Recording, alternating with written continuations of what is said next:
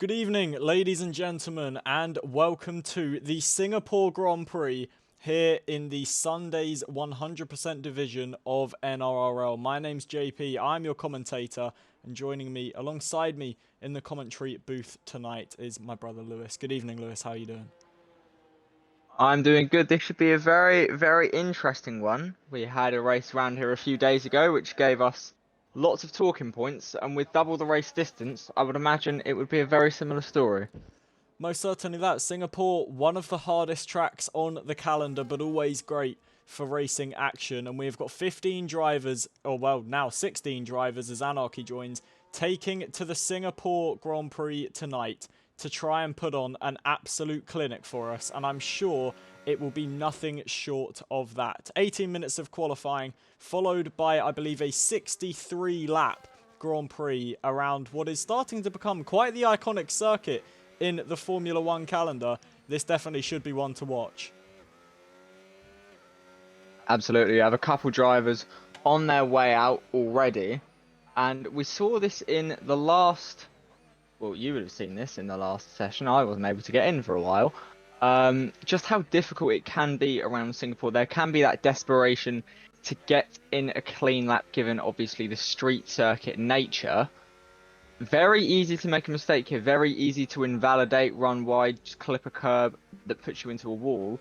So I think that first run probably isn't going to be an incredibly quick lap, but just need to get a good lap in, have a good baseline, and just make sure you have something, because it is a dreadful idea to start the race in P16 or 15th if you want to win.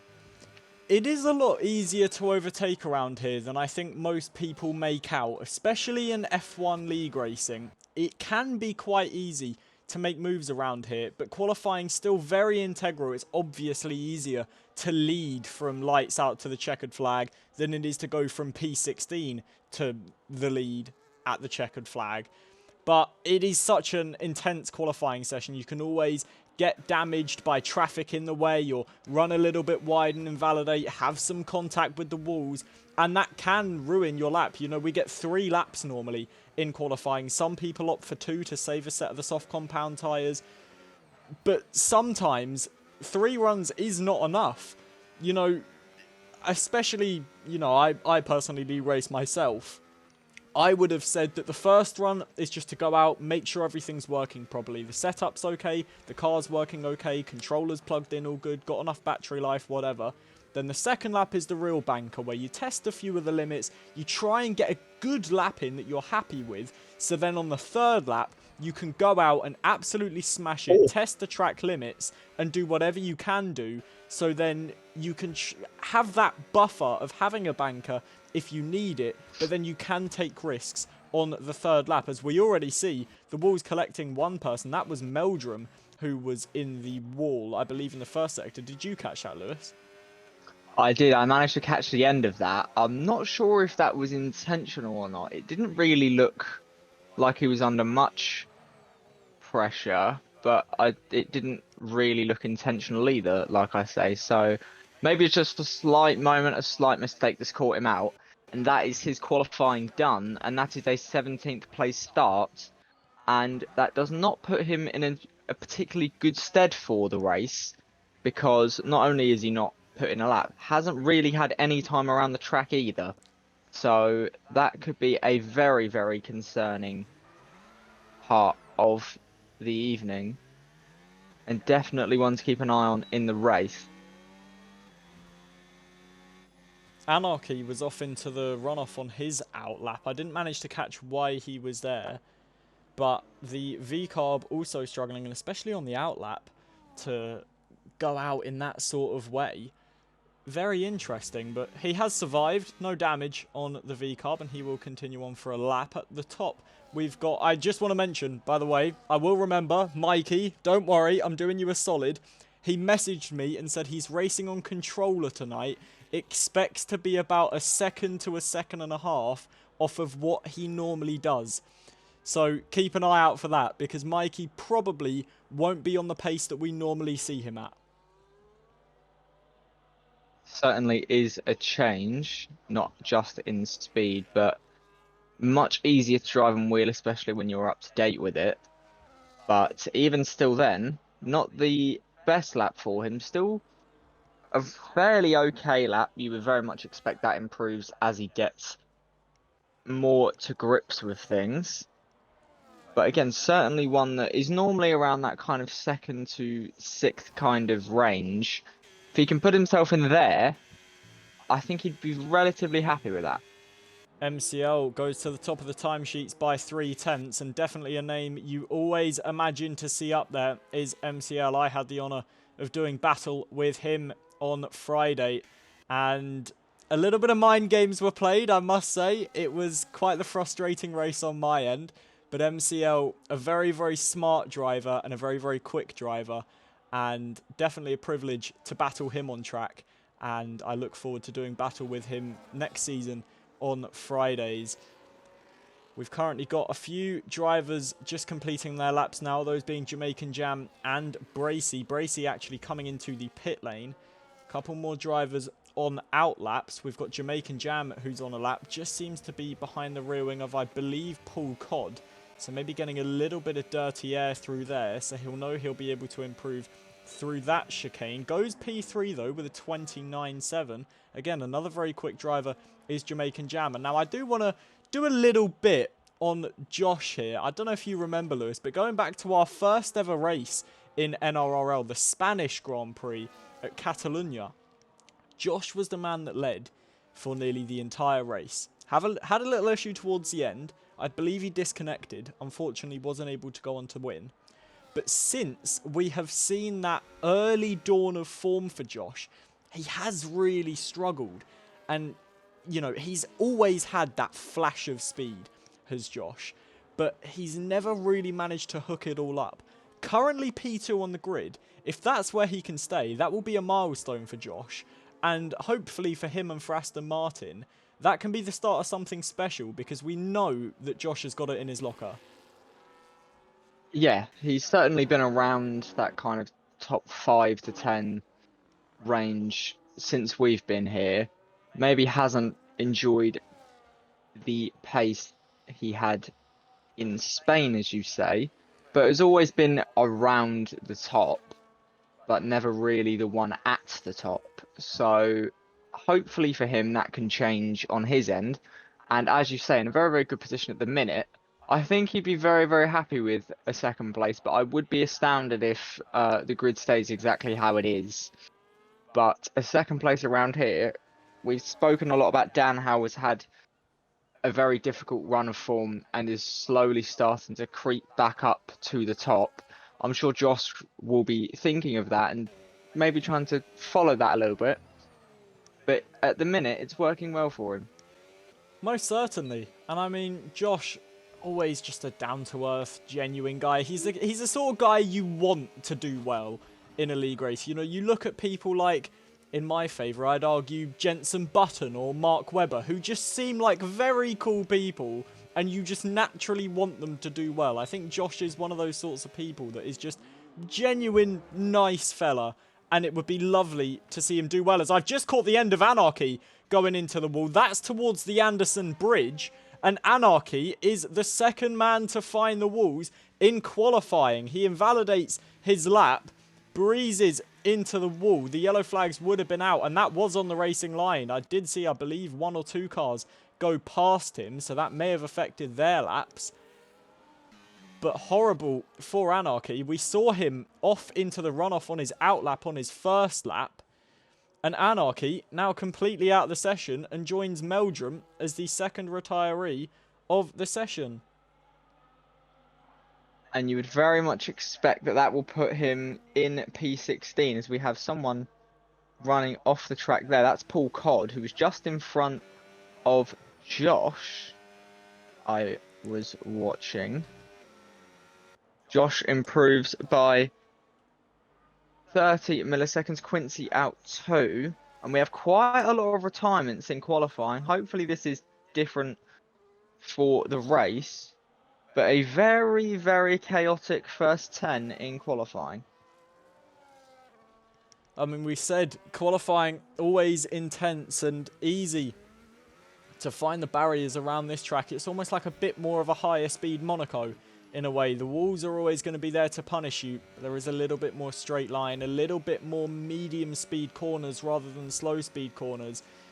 And it is going to be difficult for these drivers to try and find the limit without going over it. And already, multiple drivers going over that limit. I'm on board with Hash, Josh's teammate, who's shown a decent turn of speed in recent weeks. He struggled during his sort of early tenure in NRRL, but has really picked up the pace recently. Looks to be on a good lap thus far. A little bit deep through there, I would have said, but nothing that's really going to cost him major time as he now comes across the Anderson Bridge and into this very, very tight hairpin. And am I dreaming, or is that Rain on board with Hash?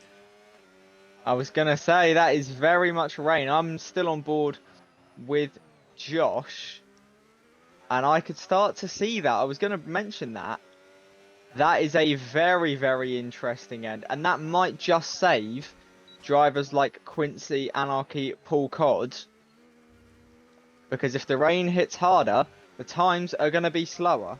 I mean, the rain is only going to get harder, and that's going to harm people like Jamsy, Mikey GTI, Bracy and Dinosaur, who are yet to set a lap time. It's going to save people like MCL, Josh, Jamaican Jam, and I Have No Grip at the front, who are all in with brilliant lap times already. But drivers are really starting to struggle as we see yellow flags all over the circuit. People are struggling as the rain now comes down. I'm on board with Bracy through turn 3 and just no grip under traction, and even turning in you can see him having to stand on the brake pedal to try and get the Williams slowed down. Even more yellow flags flying around the Marina Bay circuit. This is really going to shake up this session and this grid as we've got rain in Singapore. We've seen races with rain in Singapore go very, very interestingly, especially on the opening lap. Cast your minds back to 2017, where if you are a Ferrari fan, Max Verstappen driving in a straight line caused a 3-car pile-up, or if you enjoy racing, Sebastian Vettel did that. I doubt we'll have something very similar to that, but that would certainly give us quite a lot to talk about. We've got a McLaren causing a yellow flag, and I believe that was Mr. Jabe, and it is Mr. Jabe, as he's out of the session too. Not only the track's nature is giving people tough times, now the rain is coming down, and look how hard it's falling, Lewis. The heavens have opened, and Jamsy also into the wall, and out of the session. Not Jamsy, sorry, Bracy out of the session. We've also got, I believe there was MCL that retired in the pit lane. He sees that the lap times aren't going to improve. Jamsy also comes to retire in the pit lane. And surely this is qualifying over as the rain now coming down absolutely massively. I don't believe anyone's on a lap. There's 2 cars or 3 cars out on track. Those being Mikey, Dinosaur and Mikey GTI. No lap times will come in. That is going to be your grid, ladies and gentlemen. It is going to be MCL on pole, from Josh joining him on the front row, then Jamaican Jam and I Have No Grip. But the story of the session, Harry, Bracy and Meldrum not able to set lap times. And I think that is the most amount of DNFs we have ever had in a qualifying session in NRRL, and I'm just getting word from the chat as well, there is rain in the race too. Absolute insanity. Makes for a far more entertaining 61 laps, but if you're a driver, a far more difficult one. That'll make the race longer, harder to focus, and much easier to crash. Lot of risk here, but if you can win, plenty of reward. I absolutely cannot believe what we're seeing in this session. We have got a couple drivers coming out on the intermediate tyres to set laps, but I highly doubt that they are going to really improve as DRS is now disabled. And I mean, for people like Harry, who have joined the session late, that definitely will help him this run on the Inters, just to get a little bit of knowledge, because there is going to be rain in the race. Get a little bit of track knowledge in the wet conditions. I think this is smart from people like Harry, like Hash, who are coming out on the intermediate tyres, just to, even if it is, you know, an out lap, a flying lap and an in lap, it's giving you that little bit of knowledge, a little bit of an edge over the other drivers. You're going to know what it's like in the rain.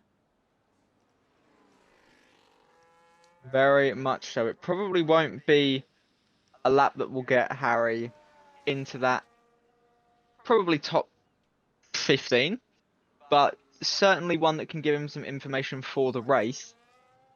And very, very smart strategy, as doesn't look like anyone else will, but certainly could be just that slight boost, especially in those opening laps, if he can use it to just pass a few people, get himself into that top 10 really from 16th. This could be a smart idea. And I must say, Harry as well, we know how good Harry's starts are. I think in every race that he has raced in NRRL, he has gained positions off of the start line. And at the end of lap 1, he's always one of the guys that we talk about. I always try and do it after every lap 1. Who's the big gainers? Who's the big losers? Harry always seems to be up there as one of the gainers. His race starts absolutely incredible. So even though he is starting 16th, we know realistically he's probably going to get a good start, as well as having these sort of 1, 2, maybe 3 laps of data on the intermediate tyres. He's definitely going to be one to watch coming from the back of the grid. You also now look to people like Dinosaur and Hash, who are also following Harry out onto the track on the intermediate tyres, just getting a little bit of running. I think that is going to help these drivers who are coming out on the inters. There's only 3 of them that are going to do it, but these 3 are going to have a little bit more knowledge and a little bit more information than the rest of the grid. And especially Hash, starting in 8th place, ahead of people like Dan Lovett and Mikey. He's going to be a threat, I think, in the Aston Martin. He absolutely could be. Maybe just another one that has shown signs of speed, but hasn't really had a cleanest of time to show that raw pace. But definitely one that you can't count out. I think we have got an absolutely incredible 63 laps of the Singapore Grand Prix ahead of us. This is going to be an electric session coming forward. Harry, not normally in the Mercedes, but unfortunately, I believe someone took his RB seat, so he's had to just jump in the Mercedes for the time being. I'm sure that won't be an issue, as it is only equal performance. It's not realistic this session. Harry does set a lap, absolutely nowhere near the top 15. Dinosaur retires on track, so it will be Hash who will take across the line. Harry technically will have another lap. And this is going to be an exciting session. I'm very, very excited for what's to come. Should be a very, very interesting 61 laps. A very, very interesting qualifying to start. Certainly a mixed up somewhat grid, you could say. A lot of drivers to keep an eye on. You just don't really know where to look for that first lap, will you? Well, there is your classification then. It is MCL on pole position from Josh, Jamaican Jam, and I Have No Grip. And I mean, if there's a top 2 rows that are really going to excite you, I would have had to say it's going to be something like that. This is going to be an absolutely incredible session. We will now take you over to the standings, where we can see on top is the Tier 2 Championship standings, on the bottom is the Tier 1 standings, and we've got for Tier 1, Jamaican Jam leading the championship from Mikey Boy, I Have No Grip, Quincy and Daryl. Whereas in the Tier 2 Championship, we've got Dan Lovett leading from Meldrum, Jabe Jabeson, Matt Tudor, and Hash. As we now look to the calendar, this is round 5, so we really are getting towards the business end of the season now. Tonight we're here for Singapore. Next week we go to Austria, followed by a double American leg. First we go to Kota, and then the season ends in Las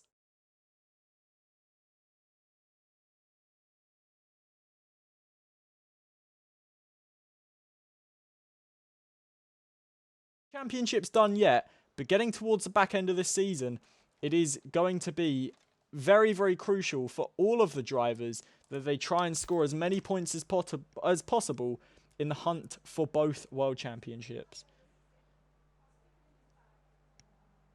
Very much so. Now, if you're Mikey here, Jack, starting on a different setup, shall we say, on controller instead of wheel this time, you've done fairly well to get yourself in and amongst it. How do you take those opening laps? I definitely think it's a sort of trip into the unknown, especially with it being rainy during the race. He's not really going to know how that is. I'm sure he's done practice during the dry, but in the wet conditions, you never would have expected it.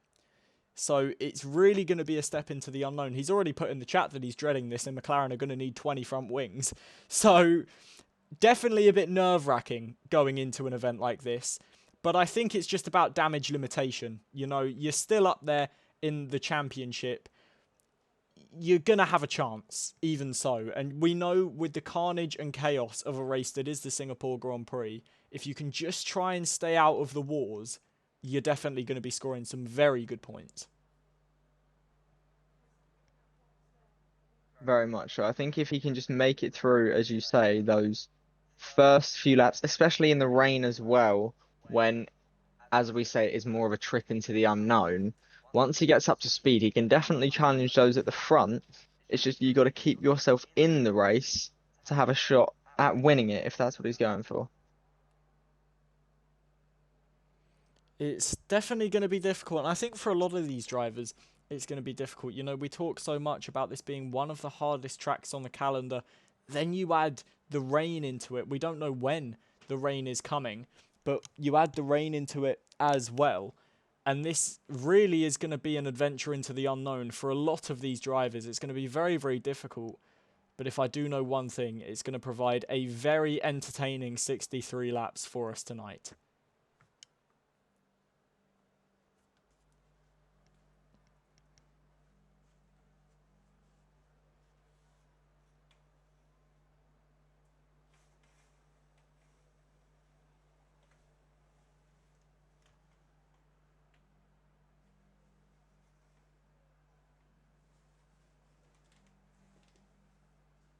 Is this a glitch on my end, or are you seeing this too?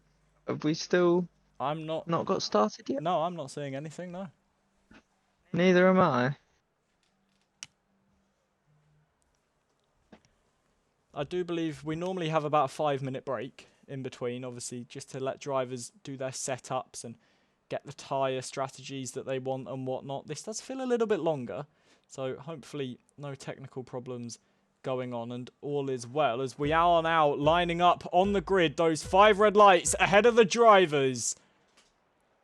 And it is lights out and away we go. And Josh getting a brilliant start from second place. Already wheel to wheel with the leader of MCL as into turn 1 we go. Josh just taking a little bit more caution. MCL leads then. It's Jamaican Jam in third as we've got contact at the back. And that's Ginger Nut, who's down in 17th place and was spun around at turn 1 with 3 abreast coming out of turn 1. And Paul Codd's got major damage. Harry already making up positions from, I believe, 16th on the grid, now up to 11th. We've got Mikey falling a little bit back. He's behind Dinosaur. Dan Lovett already up to 5th with a brilliant start for Ferrari as we now go into, I believe, turn 3 as Paul Codd is out of the session, and that's midway down the straight. So what happened there? I honestly couldn't tell you, as the virtual safety car is now deployed. But going into turn 1, Josh with a great chance on the leader. MCL just a bit braver on the brakes, managing to go round the outside. Dan Lovett with a brilliant start immediately. Harry also with a great start, up about 5 positions. It is 5 positions. Again, as I called in qualifying, Harry is the big gainer. We've got Ginger Nut down 10 positions after being spun round at turn 1. I don't believe there's any damage for any of the other drivers. It is just the virtual safety car that is out, so hopefully nothing major is going to happen as we go green flag racing once again, and it looks like Dan Lovett has got a very good restart. I have no grip down a few positions, but he's looking to get racy very quickly as we've got changes for positions as Harry gaining even more, now up into 9th place and looking to rock up to the back of Dinosaur as I have no grip, and Hash now battle it out into the chicane, and Hash manages to muscle his way through and up into 7th, and I have no grip, maybe with an issue here as he loses another position to Dinosaur, and now Harry all over the back of him as we see the Alpine running very, very wide out of the final corner. Is that going to allow I have no grip to try and have a chance down into turn 1. It's not. But on the opening lap, carnage going on. Drivers making moves all up and down the grid. But for MCL, a very decent start under a little bit of pressure still, as Josh has the DRS and is using that battery and is gaining towards the back of the Sauber. Is he going to look for a move down into this left-hander? He got very close. He thought about it. Just not close enough to make the move, as we see Harry managing to get past Dinosaur. Now attacking Mikey, as Mikey goes very, very deep onto the brakes. And into the wall goes the McLaren. Harry now up 8 positions from the start. The Mercedes man is up to 8th. I thought he would have a very good start, as we discussed. But this good, I'm not so sure. Fair play. Exactly what you want to see. A lot of other drivers have had some fairly decent starts. The top 3 remaining the same. But you've got some other guys down low. He's had a very, very strong start. He has himself up We've into got a car 5th. in the wall there, and that's Quincy. Straight on into the wall under absolutely no pressure whatsoever. The Alpine straight into the wall, has been passed by his teammate, and now has Harry on his outside. And Harry absolutely breezing through on the Alpine and up into 7th place. Dinosaur now goes up to 6th. We've got Hash, who's up into 5th. Great start for Hash. Dan Lovett up 5 positions into 4th place, and he'll be very happy with that as Quincy comes into the pits after that mistake. We've got Mikey in 8th. He's just behind Harry. Harry now with a 2-second gap to the car ahead of him. That's Dinosaur. Dinosaur will not have DRS. He's not close enough to the rear wing of Hash. But out in front, the 2 leaders doing battle once more. Josh with really no battery though. MCL struggling for battery as well. It's actually Jamaican Jam who's best placed on battery. 45% for him. And while his Mercedes teammate for, you would imagine, just this one race, as Harry's not in the right car, Jamaican Jam making definitely a good impression on the front 3. And Harry looking like a threat in this race. Mikey doing well to hang in 8th and stick behind Harry on the controller input that he isn't used to. This is good from Mikey. Just trying to stick in the points, stick with the driver ahead of him, gain some positions, and just try and follow the Mercedes through, as Harry is really starting to gain on Dinosaur. The gap now under 1 second, and he's pulled that down by about a second in a lap. Brilliant stuff. Very, very impressive. But as I was saying, a lot of other drivers have started well. You've got Harry up 9, Mikey GTI up 5, Astro up 5, Dan Lovett up 5. Is a very, very, not easy place to pass, but that first lap, it can be fairly simple to pick up positions. And those in particular are showing the rest of the field how it's done. But those top 3 out front, just controlling the pace. Exactly that. It's now nearly a 3-second gap to Dan Lovett in 4th, as we've got a yellow flag. And that is Meldrum on the exit of the final corner. He was round. He's managed to get pointing in the right direction. There is damage to the front wing of that Haas car, as we see Harry managing to get past Dinosaur and up into 6th. And Harry providing some absolutely incredible entertainment for us in the opening 4 laps of this Grand Prix. He's now got a 2.8 second gap to Hash, but we'll look to try and bring that down slowly.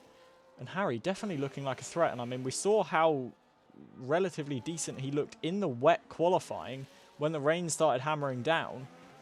I'm not sure when the rain is scheduled for tonight, but Harry definitely one to keep your eyes on. Dan Lovett also one to keep your eyes on. Currently in 4th place, has set a purple middle sector. He's got Hash 2.2 seconds behind him. He's 2.5 seconds off of the top 3. Nobody really with any battery, or well, Josh with not really any battery. MCL on 40%. Jamaican Jam on about the same. We've then got Dinosaur, who is now looking to come back at Harry.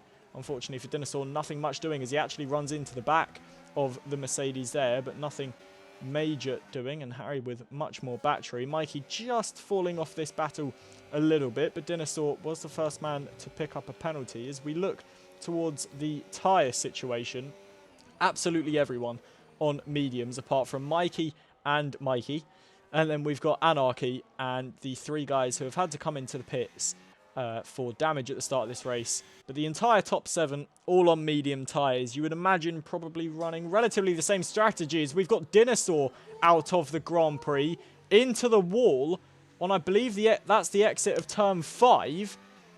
And another virtual safety car is deployed.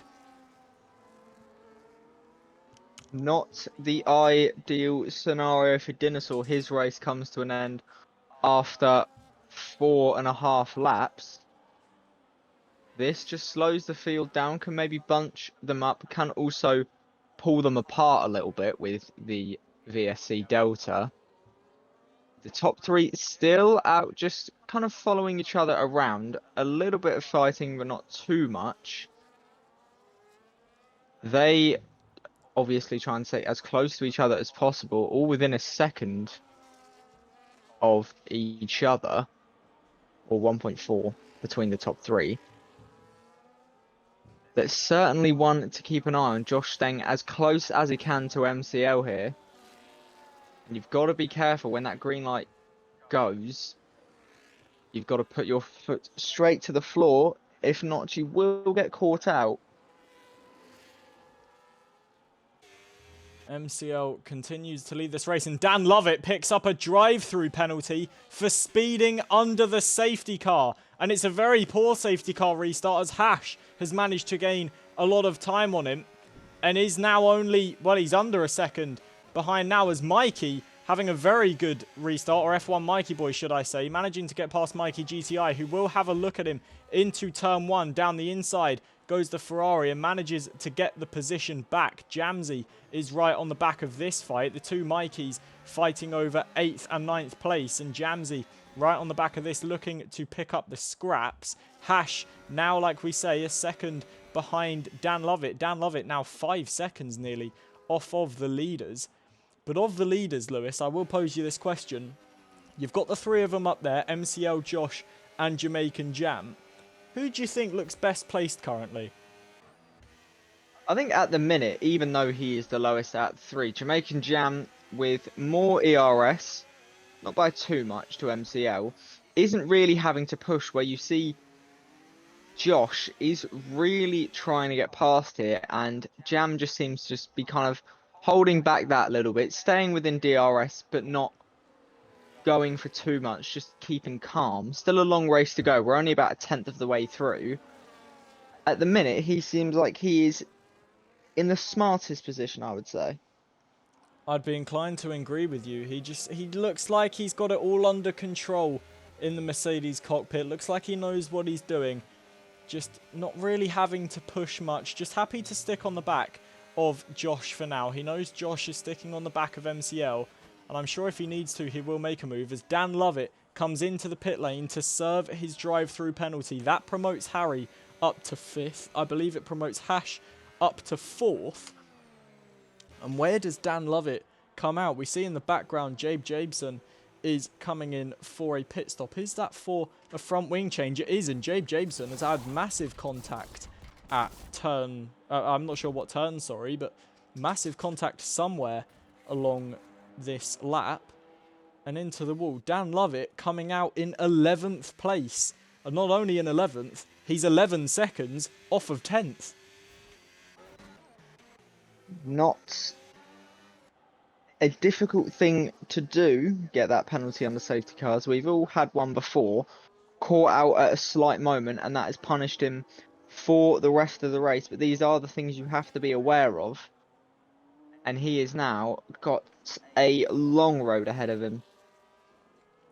It's definitely going to be difficult for Dan Lovett to come back in this race, but plenty of laps for a comeback. I'm watching Jamsey, who's right on the back of Mikey GTI, managed to dispatch F1 Mikey boy, now looking to get past the Ferrari to the outside. He's going to look to go. It'd be an ambitious move to get around the outside there. They do make a heap of contact and a little snap on the exit, but the V-Carb manages to barge his way through on the Ferrari and up into 6th place. And the question will be now, is he able to try and gain away? Maybe gain towards Harry. Harry's got 2.5 seconds to try and gain to Hash, who's got 7 seconds to gain to the leaders. And the leaders just running a very quietly composed race at the minute. Just happy to all stick with each other, gain away from the rest of the field. No one really throwing any moves at the minute. They all know they're just happy to stick with each other. They're gaining away from everyone else. And this is composed but very good racing from the three of them. Very much. All, I think, maybe have an unwritten agreement here of just pull each other along. Very much the smarter thing to do. Get them out of danger, and then towards the end, fight between them. They are well out of range from 4th and 5th. 7.7 seconds from 4th to 3rd. But all three driving smartly here. If there's an opportunity, try and take it, but don't risk anything. As we always say, can't win a race at this point, but can certainly lose it. It's almost reminiscent of that Sainz, Norris, Hamilton, Russell battle from 2023 and the dying embers of that race in the opening phases of this race. All four cars just following each other, or in this case, all three cars just following each other along.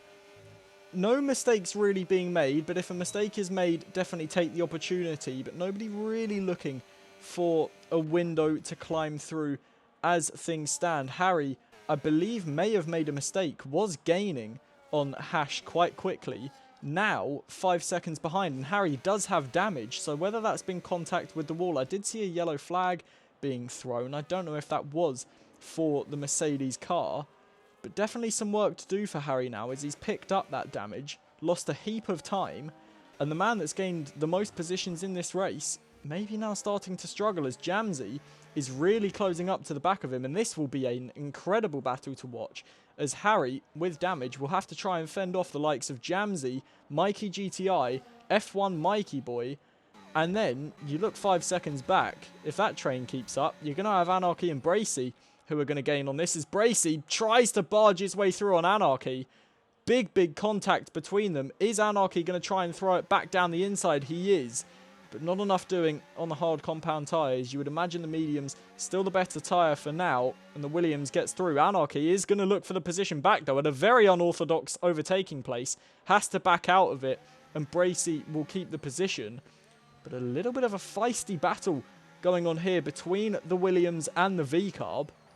This is for 9th and 10th place. And I must say, getting pretty feisty for 9th and 10th. Definitely what you'd like to see. They are not thinking about the traditional racing sense of tyre wear or fuel. They are just going for it here. Could be a risky strategy this early in the race, but showing how much they want that position. And so far, Bracy just has that one up.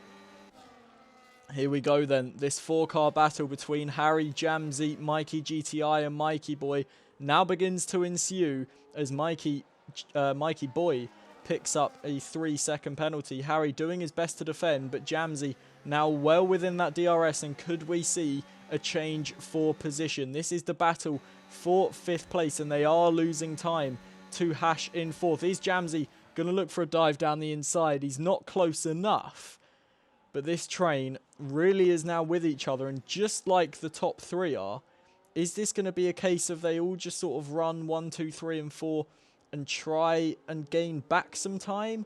Or is there going to be the likes of Jamsey trying to make moves? I think everyone here will be looking out for themselves, really, as you would expect, but especially through this section of the track, nowhere you really can overtake. So you've just got to be careful, just follow through, have a little bit of patience, wait for the right time.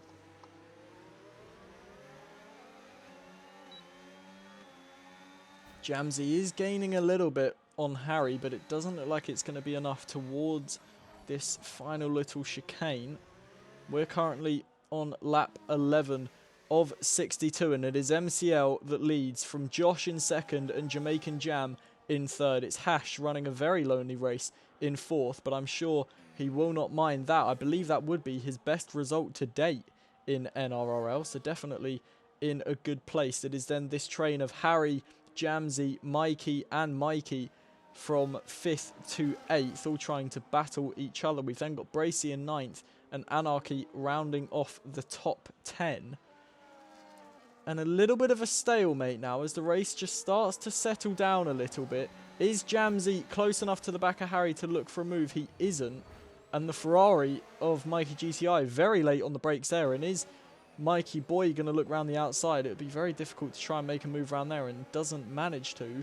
But Mikey GTI losing a little bit of time and losing a little bit of front wing in that contact. And now dropping over a second behind Harry and Jamsey. That could be crucial for their races, as Mikey, I believe, may have tagged the wall there, or it might have been Mikey GTI. It doesn't look like there's any extra damage to Mikey GTI's car. I can't see on board with Mikey Boy if there's any damage. I definitely heard some contact with the wall, but whether there was any front wing damage, I can't tell. Mikey Boy's front wing seems to all be intact, so that won't be a problem for the McLaren.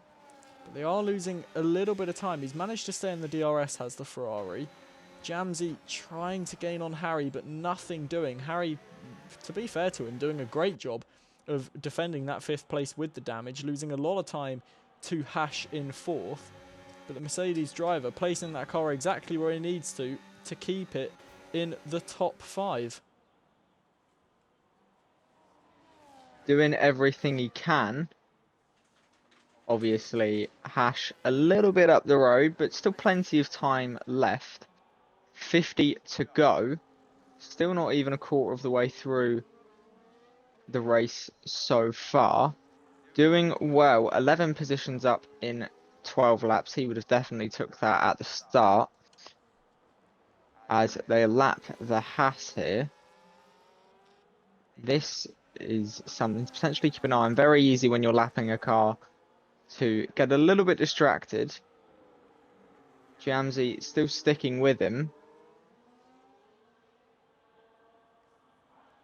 I must say, Through a very, very difficult section of the track. I believe that's Meldrum that is the lapped car, and I'm very surprised he hasn't got a penalty for ignoring blue flags, because he has been in that sort of fight with them for about a lap now. As Dinosaur leaves the session, he retired relatively early on, and that is his Grand Prix weekend over with. And Jamsey does look a little bit closer to Harry on this occasion, but Harry with a lot more battery. Jamsey with the DRS, is he able to go for a move? Doesn't look like it. Mikey GTI doing a good job to stick with them, albeit with that damaged front wing. And again, I just keep looking at the gap to the two leaders between MCL and Josh, but nothing really coming of it. They are still gaining away from Hash. The gap now 11.5 seconds. We see Dan Lovett managed to get past Bracy as Bracy dives into the pit lane. Is that going to be a front wing change? There is damage to the front wing of that Williams. Will there be a change on the front end from the Williams crew? That is what we wait to find out. He draws into the pits now, and it is a change of front wing for him. Then we'll get that nose off, a couple of cars going through on him, but definitely the balance will feel a lot better with a new nose as Harry and Jamsey make contact and go into the wall, I believe. No damage for Jamsey. Harry doesn't pick up any extra damage, but maybe Jamsey starting to get a little bit frustrated behind the rear wing of Harry now and trying to get past by any means possible. Definitely, again, a driver that has shown signs of speed as Meldrum does retire. Shown signs of speed, maybe he hasn't had just that time to, or the clean races to show just the potential he has. DRS here on the Mercedes. Goes to the outside. This will become the inside in just a second. A slight bit of contact.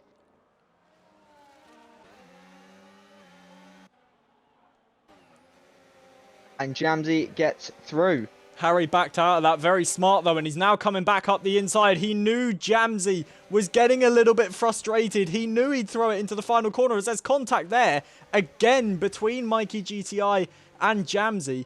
But very, very smart racing from Harry, knowing that the V-Carb were going deep immediately gains back the position. That's got to be one of the top IQ moments of the season so far. That is absolutely brilliant. As we see Jamaican Jam into the wall, one of the top 3. And those top 3 have been gaining away ever since the word go in this Grand Prix. And the Mercedes man, I don't know if that was contact maybe with the back of Josh or if he's just made his own mistake. But Jamaican Jam on lap 14 going into the barriers and now 6 seconds off of the leaders, and there isn't damage to the front wing of that Mercedes, so that's at least a plus. But the Mercedes will not be happy with that at all. That is certainly something he will be frustrated with himself under very little pressure, and has just cost himself potentially some big points. I mean, we were saying, Lewis, he looked the best place out of the top 3. He looked like the driver that was really more one to watch. And MCL maybe just starting to feel now that he can pull a little bit of a gap on Josh. He's got more battery. Josh just managing to remain in the DRS when it counts. But MCL now may be figuring that this is his time to try and run away with this one. They're going to need to, these top 2, just get away whilst you can. Oh, and Mikey GTI massively struggling and into the wall. Out of turn 1. Big damage for the Ferrari. We've seen him struggling with the front end. He's been into the back of Jamsey a few times now. There was even more contact into turn 1 that I just caught the back end of. And then out of turn 3, the car sliding away and into the wall. And Mikey GTI now surely due into the pit lane for a stop. Barely any front wing left. And that now takes a bit of punch out of the fight between Harry Jamsey and Mikey Boy. As you would imagine now, the hard tyres probably starting to fire up a bit more. That will benefit the McLaren of Mikey Boy. But for Mikey GTI, a trip into the pits after a big mistake on lap 15. And Josh had a slight touch with the barriers as well. Nearly, he's just spun going round the final corner there. So a lot of the drive is coming a little bit unglued here. We know how demanding this race can be. You know, in real life F1, you see the drivers, they get out the cars and they're sweating buckets. They lose nearly 15 kilograms of body weight during a Grand Prix that is as intense as the Singapore Grand Prix is. And while you might not have that physical effect in F1 League Racing, you definitely have that mental effect. We're only 16 laps in to this 62 lap race, and already the drivers appear to be struggling under the lights tonight. And you've got to think, Lewis, we've still got rain to come on top of this. Certainly something that isn't boding well for those who have put themselves in the wall already. They're going to need to sort it out, lads, as Josh has a slight touch with the barrier again. And MCL just starting to pull away a little bit. And that grin will be getting ever so bigger. MCL knows that he can confidently lead races. He knows that he can confidently win races. I think this is the first time he's ever battled Josh, but I'm sure he will be comfortable that he can do to Josh what he has done to nearly every other driver in this league, and that is beat them. Jamaican Jam is losing a little bit of time to those leaders, and still the fight goes on between Jamsey, Harry and Mikey Boy. Again, Harry with a little bit of a switchback on Jamsey through the second sector, managing to regain the position. Is Jamsey gaining enough towards this chicane? He is going to look down the inside. He's going to throw it down the inside of the Mercedes. Harry knew he was there and left the room. A little bit of a wiggle on the exit. Is Jamsey going to look to try and go around the outside? No, he's going to try and cut back towards the inside. He will have the DRS. This will be a great opportunity for the V car, but Harry, with much more battery, manages to stay ahead. But these two drivers putting on a show for us under the lights in Singapore, and you just can't take your eyes off this battle. And Mikey will be seeing all of this going on ahead and smiling harder and harder every lap as he sees the tensions boil over. As now, down to the next DRS zone we go. Is Jamsey gaining enough to try and gain on the Mercedes? Doesn't look like it. He'll have to stick behind until the next DRS zone, you would imagine. Harry with great defense, Jamsey with great attack, and this is bringing the race to life. Certainly a battle that has been going on pretty much all race long. We would hope it can continue for another 45. But a brave defense so far. And the V-Carb is so close here. Looking for any opportunity possible. But at the minute, none coming. He is gaining with the DRS towards the next right-hander. Doesn't look like he's close enough to make a move, but we'll have DRS right after this and actually goes into the back of Harry, which will hamper the Mercedes exit. Harry defends the inside line. Jamsey forced to the outside, goes round the outside. There's even more contact between the pair of them. Jamsey this time, though, gets a wheel in front as Harry now forced to the outside, uses his battery well, though, manages to swoop round the outside of the final corner. How is Harry hanging on to 5th place in this Grand Prix? I do not know. Absolutely brilliant driving from the pair of them. Yes, there's a little bit of argy-bargy, but it is very good racing. It's very fair racing.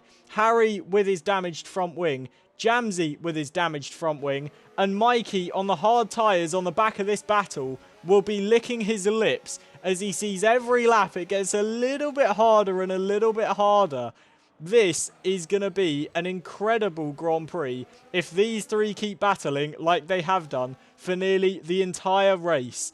Dan Lovett comes into the pits to serve his first pit stop of the race. Besides that drive-through, he comes out in 15th and last on the medium compound tyres. We've got Mikey GTI, a torrid day for Ferrari at the minute. Mikey GTI manages to get his way past I Have No Grip and up into 13th. His next target will be Bracy, as we see Gingernut making a move on the Alpine for 9th position.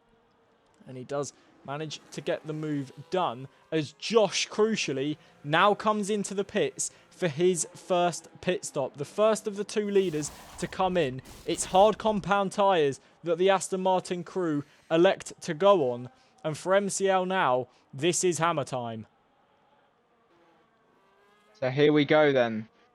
Most important part of the race so far for him. Josh, a good stop there. He gets himself out in some clean air. Luckily, quite a few seconds in front of the battle, so he doesn't get himself involved in that. And he can just put that foot to the floor. Those tyres probably won't go to the end, can get him a good way through. But now, here comes the crunch point then. And the question is, does MCL come in this lap? Or does he elect to try and overcut? We know MCL, he's tried overcuts in the past and has made them work. Currently leading. I am going to stick watching him just to see if he does come into the pit lane. It's Jamaican Jam in second, and that could be the big point for Jamaican Jam, is trying to do something to get himself back into the lead fight of this race. Hash is in third and still running a very, very lonely race. Josh came out in fourth, and I believe Harry, yes, Harry has also been into the pit lane, has elected to change his front wing as well, currently on the rear wing of I Have No Grip in 14th. And you would imagine we'll be able to get past very, very soon. He is going to look for it at quite an unorthodox place to make a move. Does manage to get through, though, and up into 13th. MCL decides to stay out. Jamaican Jam comes into the pit lane. So in he comes then. Everything seems to have gone okay. Hopefully for his sake, just these next few laps are clean. Can get himself back into contention. Comes out just in front of Jamsey. And you would expect he'll be able to push forward, try and start the catch-up towards the top two.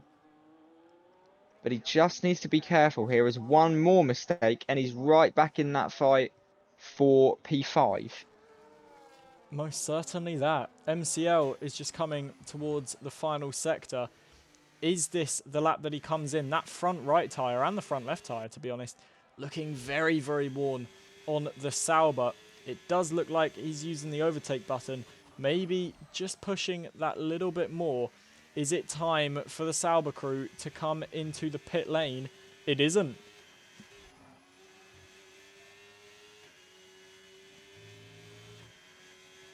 So playing the long game here then. Definitely a different strategy.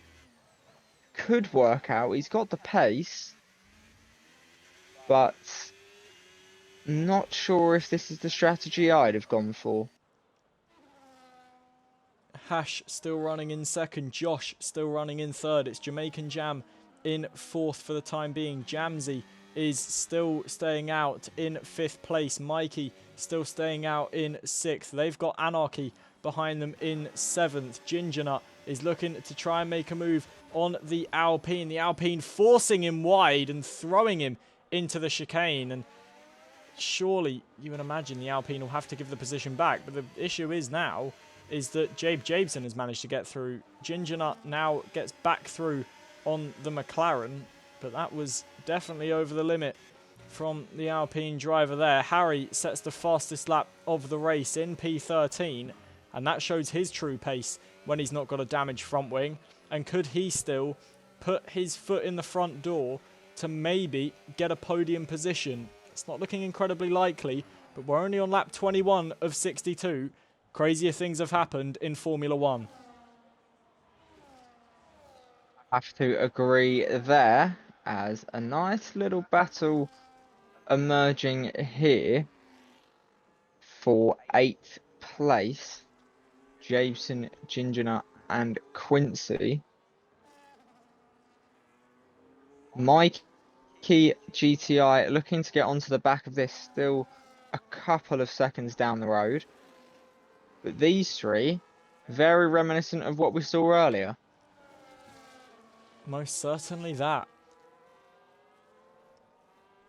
The race now just quieting down a bit as Hash now comes into the pit lane from third position. Aston Martin crew gets ready. Hard compound tyres for Hash. Exactly the same strategy as his teammate. Jamaican Jam makes his way out in third place once more. Now 9.5 seconds off. And MCL with that overcut is definitely going to have quite the large tyre delta, but is most certainly going to lose positions to Josh. Will he potentially lose position to Jamaican Jam as well? That could be Jamaican Jam's kind of answer to try and get back in the fight for the win. If he can get out ahead of MCL and then try and hold him up, that could be crucial for this Grand Prix. Very much so. As Jamsey still just going about his business in fourth there. His main rival, Harry, now onto the back of what has now become a 5-car battle, or 6-car battle now, including him. And here we go then, round 1 versus Bracy. Very risky to overtake here. Backs out, goes for the switchback, and that, if he can get that, is a wonderful move. Harry really showing his racing IQ tonight under the lights and putting on an absolute clinic for us here today. Lap 23 of 62, almost going into the back of Mikey GTI with such speed on those medium tyres, and they're going to make it 2 abreast. Is Harry thinking about making it 3 abreast? Jabeson now forces Harry to the outside. Harry more than willing to go around the outside up into 10th position. And this is incredible driving from the Mercedes man up into 10th. His next target will be Mikey GTI. And with the pace and the IQ that he has in this Grand Prix, you can only see it as a matter of time before he gets past all the cars ahead of him. Definitely looks in good stead at the minute. And his next target, the Ferrari of Mikey GTI, someone who has been somewhat close to him. Although GTI here going for it. Quincy and Ginger Nut also wheel to wheel. And this just seems to be changing pretty much every corner as to who has the advantage. And the issue is for Harry is this is going to slow him down in his pursuit of trying to get back ahead of Jamsey. He's using the overtake button as Mikey GTI goes completely into the back of Ginger Nut. He braked late, trying to avoid the threat from Harry. Ginger Nut retires from the session immediately, and I do not blame him, as that was absolutely kamikaze from Mikey GTI, focusing on what was behind him, not what was ahead of him, as Harry goes through on the Alpine and up into 7th. But Mikey GTI, surely, yes, damage to the front wing, Ginger Nut out, and you have to imagine the stewards will be looking at that with very stern eyes tonight. Can't say I managed to see all of it, but it certainly looked not the cleanest, shall we say. The question is now, Harry's got clean air ahead of him. 11.3 seconds of clean air to be exact. What is his true pace now? On those medium compound tyres, we've seen how quick he is in traffic. You imagine him now in clean air. He is surely going to be threatening maybe even the likes of MCL if he's got enough grip in those tyres. Jamsey will definitely be watching that and getting a little bit scared as we see Bracey manage to get past the McLaren of Jabe Jabeson and up into 9th place. Harry now with a 10.7 second gap to Hash ahead of him, and that gap is coming down. Hash on new hard compound tyres, but this race suddenly looking very volatile. Absolutely, things starting to just run off the normal side a little bit. Still got 37 laps to go. And we might just start to reach that kind of lull point in the race. No one other than that 8th to really 12th kind of area is there much going on. But still, in that little battle for, well, 7th to 12th, you don't really know where to look. Dan Lovett having to take avoiding action as he almost did exactly what his teammate did to Ginger Nut, swerving out the way of the chicane and losing a lot of time as he did so, managing to stay in the DRS of his teammate. And I must say, this train just looks very settled for now. Doesn't look like anyone's really going for any major overtakes. Harry has now got the gap to break away from DRS and will just look to focus ahead of him and try and gain some time back on Hash, as we've got a crash at the back, and that's Mikey Boy who has crashed at the final corner, and our first full safety cars deployed, and Jamsey and MCL and the likes of Anarchy will be smiling underneath those helmets as they realise they're really not going to lose any positions at all, especially MCL. You would imagine Josh will overtake him, but he was under threat from Jamaican Jam. I really doubt any more. Very much so. I think this is probably what MCL was waiting for, and that waiting has paid off, as he might lose second place here. And this just reignites that top 3 battle now. Most certainly, but you've got to remember, Jamaican Jam and Josh pitted 7 and 6 laps ago, whereas MCL will be on brand new tyres. Jamsey will benefit from this safety car, as will Anarchy, but the V-Carbs coming in to double stack. Will Anarchy be a little bit held up? Hash manages to stay out. You would imagine maybe Harry will come in to the pits as well, as you would imagine all of the guys behind him will pit. Harry does come into the pit lane for Mercedes. It'll be interesting to see what tyres he drops onto. Maybe the hard compound tyres. Bracey comes into the pits. Mr. Jabe is coming into the pits. Mikey GTI into the pits. Dan Lovett elects to stay out. I Have No Grip comes into the pits. And this really does shake up the order, as we were looking at people like MCL and Jamsy, Anarchy, as people that were going to fall very far behind with their pit stops. But with this safety car, they are well within the fight in this race. Very much so.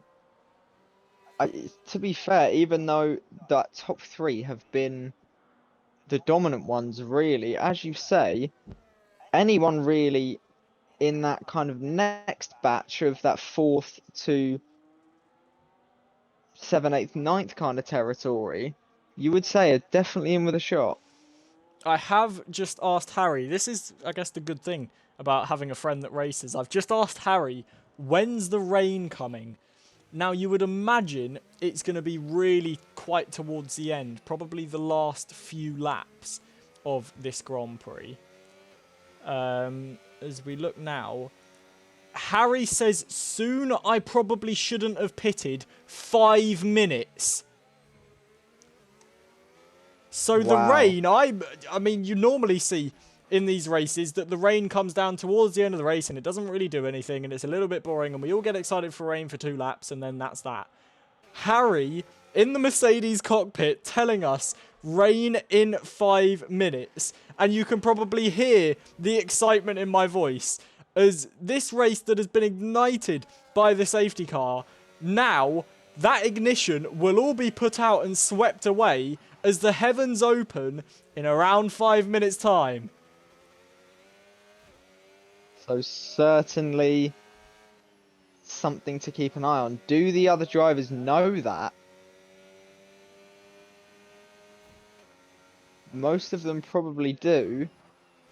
And that just gives a completely different aspect to this race. Most certainly that. I'm going to stay on board with Josh and see if I can see any of the raindrops coming down. And I must say, if I'd have known the rain was coming down, I wouldn't have expected anyone into the pits. Because the rain coming down, surely you just hold it out until the rain falls faster and then you go on to the intermediates. I think the plays that, well, really only Dan Lovett has made is absolutely perfect. Because he's gained all that track position on the likes of Harry, Bracy and Mr. Jabe. And with the rain coming down, everyone will have to come into pit for intermediate tyres. He's going to keep those positions. Apparently the rain, according to Harry, is at any moment. Rain is due here in Singapore. So here we go then, the next phase of this race. Safety car restart and wet weather. As MCL comes into the pits. Surely for intermediates, you would imagine. He will have heard the rain is due. And is he taking the early gamble? And Lewis, I don't know if you'll remember back to Imola in one of the leagues that we raced in. I took a gamble and it worked very well. MCL is making that gamble onto intermediate tyres. But the thing is, the rain hasn't started to come down yet. He will gain that time back when everyone else pits. I think that's smart from MCL. Certainly be make or break for him. Just got to keep those tyres cool until the rain hits. Now the question is, when will the safety car come in? Because obviously no overtaking when the safety car is out. And the grid isn't very formed up. I would have liked to say it would be in this lap, but I don't imagine it will be, with the cars being all so spread out. But still, no sign of rain thus far. Obviously, with it being under the lights, we can't really see the clouds anywhere. And there it is! The rain has struck! So this could be a masterstroke. Has he timed this right? I would think so.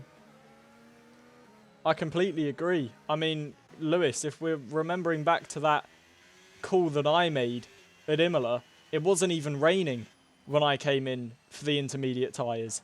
For MCL, it's just started to rain and the track will lose grip. We saw it in qualifying. The track loses grip very, very quickly. Very much does. I think he might have just pulled out the right decision here. Safety car stays out for another lap, and that is only going to help the likes of MCL. Jamaican Jam is diving into the pit lane. Jamsy stays out. Hash comes into the pit lane. Anarchy into the pit lane. Dan Lovett stays out. Harry comes into the pit lane. Bracy into the pit lane. And look at the positions that MCL's gaining just from coming into the pits that lap earlier. And look how heavy the rain is coming down too. MCL with a masterclass strategy, and while everyone scrambles into the pits, Harry got held up there due to the double stack as his teammate Jamaican Jam came into the pit, so Harry has lost positions in the pit lane. This is absolutely insane. He has pulled a blinder of a decision here. Very much so.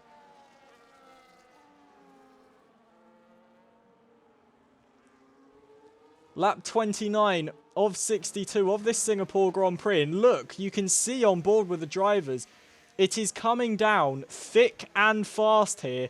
This is going to be wet weather conditions very, very quickly. And the question is now, who does this favour? I would still say MCL.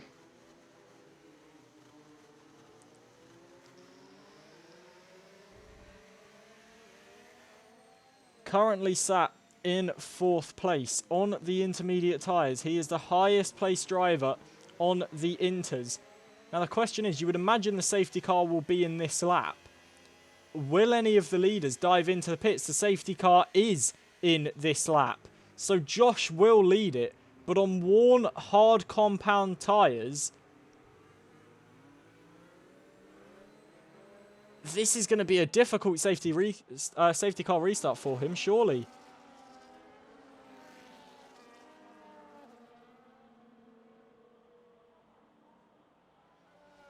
Regardless of who it is difficult or easy for, one thing that is very difficult to do is take your eyes off of this, because this is going to be a thrilling restart. Dan Lovett dives into the pits as Josh does negotiate the safety car restart and will continue to lead. MCL immediately past Jamsy, and you can see the rooster tail, the spray from the back of MCL's car as we go into turn 1, and there's contact, and MCL losing position to Jamaican Jam. And that's absolutely crucial. MCL with a 10-second time penalty, and there's carnage going on as we see there. That's the V-carb of Jamsy being spun around on the hard compound tyres. Hash now takes the lead of the race as Jamaican Jam gets a 10-second penalty for corner cutting and gaining a position. So MCL's now back up to 3rd. It's Bracy who's in 4th. We've then got Jamaican Jam in 5th. Contact with Anarchy as Anarchy goes into the back of him. Josh is still losing position. Harry's gone into the back of his teammate and got massive damage. This is carnage on the opening lap in the wet weather here. Your craziness everywhere you look as the rain falls harder. It just gets even more frantic. So it is Hash that leads from MCL in 2nd. Bracy is in 3rd with Jamaican Jam in 4th. But crucially, look at the penalties. 10-second time penalty for MCL, who now smashes his way past Hash, straight into the side of the Aston Martin, gets his way through, up into the lead, as we've got Harry off into the runoff. He hasn't got a front wing, and the Mercedes driver surely into the pit lane at the end of this lap, and potentially to retire. But MCL takes the lead. Bracy in 3rd, it's Jamaican Jam in fourth, and Ooh. Jamaican Jam has damage. We've got another yellow flag as Harry is into the wall once again. Josh now dragging his car back to the pit lane to get on the intermediate tyres. And it's just, you don't know how this race is going to pan out now. With MCL's penalty, Jamaican Jam's penalty, you've got Bracey up there with a penalty. Hash is currently in second. It's impossible to call. Absolutely. Everyone that seemingly starts to get into a good position, something comes back to bite them. Lewis, I'm going to interrupt you. I'm sorry. They've made a mistake down at Aston Martin. Josh is back on the hard tyres. I do Oh not my believe it. Aston Martin, they see the heavens open up. They see how wet the track is. They see how much Josh struggled. He went from the lead of the race down to about 8th position, and they've decided, you know what? Optimal tyres. I can't quite agree with that. That's definitely not a decision I would have made, I can assure you that.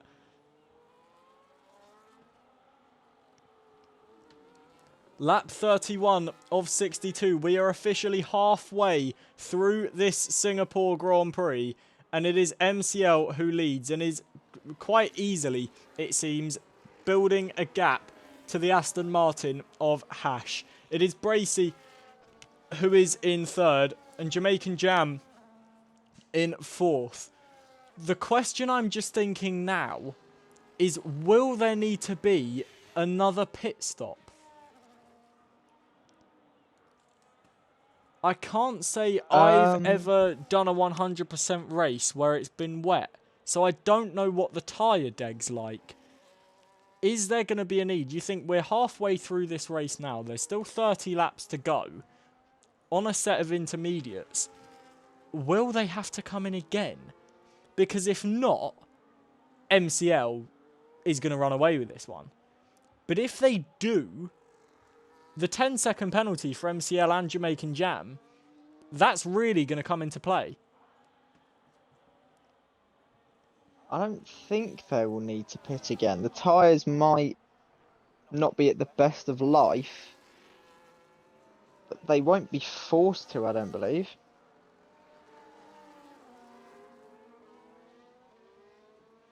This is definitely going to be an interesting end to this race, that is for sure. Bracey is right on the back of Hash, who looks to be struggling in these wet conditions, and the Williams driver, albeit with a 3-second penalty, is really gaining on the back of the Aston Martin. Anarchy is right on the back of Jamaican Jam. That's the battle for 4th place, and this race really growing into itself now as we see Bracey right on the back of Hash. He's using the overtake button, trying to find a way through. He's got a lot more battery than Hash. Hash really with no battery at all. And it does look like Bracey with a little bit more grip, a little snap on the exit through there is going to trouble him trying to get past. But he is moving to the outside, and the Williams driver up into 2nd place. And the question is now, will he be able to try and gain, or at least stagnate, the gap between Bracey, between himself, sorry, and MCL, or will that gap continue to grow? I would very much expect that even with that penalty, MCL is in control.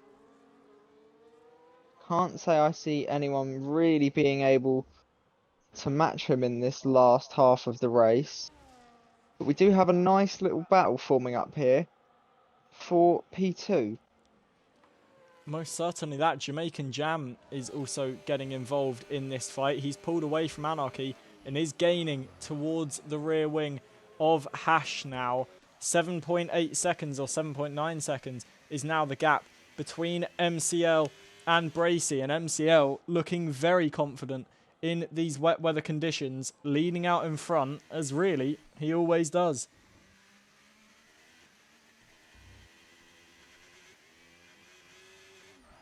As Bracey starts to pull just a little bit further away from Hash. And one thing that's good to see here is, if my math is correct, 9 different constructors in the top 9. Well, yeah, I mean, you've got Sauber, Williams, Aston Martin, Mercedes, V-Carb, Alpine, McLaren, Ferrari, Red Bull. Yeah, the only one that's missing would be Haas, but both of them are unfortunately out of the session. Competitiveness you love to see. Most certainly that. Harry and Jamsey are doing battle for 11th and 12th. And I mean, we've seen these two guys battling for, I believe it was 5th place, for almost 3/4 of the race distance we've had so far. And still the pair of them doing battle as we creep just over half race distance now. Hash is losing time to Bracy and is losing a little bit time to Jamaican Jam. Anarchy is right on the back of Jamaican Jam. And this race, you just don't know where to look now, do you? Absolutely not. It is very difficult. The second you pick somewhere, it seems like somewhere else things happen. Dan picks up another penalty as Anarchy comes to a stop on the curb, gets himself going again, and Quincy got caught up in that.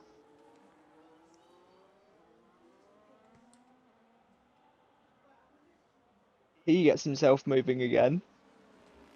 Jabe Jabeson managed to get through during that incident. That made Jamaican Jam be able to pull a little bit of a gap. Anarchy manages to get through on Jabe Jabeson, although Jabe seems to be ghosted, now comes out of that ghost mode and re-emerges in 5th. But this rain, I must say, I thought it would excite the race a little bit. Just looks to have calmed it down a bit now. The gap's really beginning to open up. Very much so. We always talk about how sometimes there's that kind of lull period in the beginning of the second half as everyone looks towards the end now, and maybe not as many battles occurring. But with the rain, this could certainly be a change. Most certainly that. Lap 35 of 62 of this Singapore Grand Prix. And it is MCL that leads by nearly 9 seconds now from Bracy in 2nd place. It is Hash who is in 3rd, with Jamaican Jam in 4th, and Jabe Jabeson bringing up the top 5. But Jabe Jabeson has massive damage to the front wing of that McLaren. Surely he's not going to be able to hold that position for long. Look at the state of that McLaren front wing. Certainly one that doesn't look in the best of quality. Still fighting away though. And he's fighting well. Anarchy barging his way through though on the inside of the McLaren, picking up damage in the process, but managing to get track position and now up into 5th. And the gap, I must say, out in front, not gaining as much as I thought he would, is MCL, but doing more than enough to come home with the win of this Grand Prix. Absolutely done everything he's needed to do, even when there has been problems thrown at him. And that is the sign of an elite driver. Exactly that. No matter what conditions, no matter what tyres, no matter what track, they are all the way through at the top. And that is exactly what MCL does. No matter what track it is, no matter where he goes, no matter what the conditions are, he will always be a man that leads. And currently 9.5 seconds in front as Jamaican Jam comes into the pit lane to serve his 10-second penalty.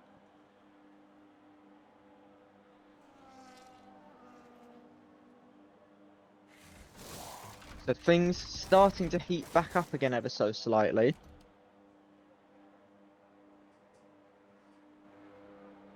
He gets out following that, and this just feels 5 minutes long when you are making your way out 36 miles an hour.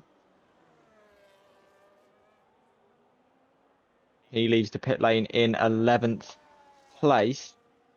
What can he do in these final 26 then? It's going to be interesting to see what he can do. Seemed like quite an early pit stop to come in for Jamaican Jam. He changed the front wing as well, hence why he's down in 11th place. But it's going to be difficult for him to try and gain that time back up, because I don't imagine anyone's tyres are all that worn. You wouldn't expect so.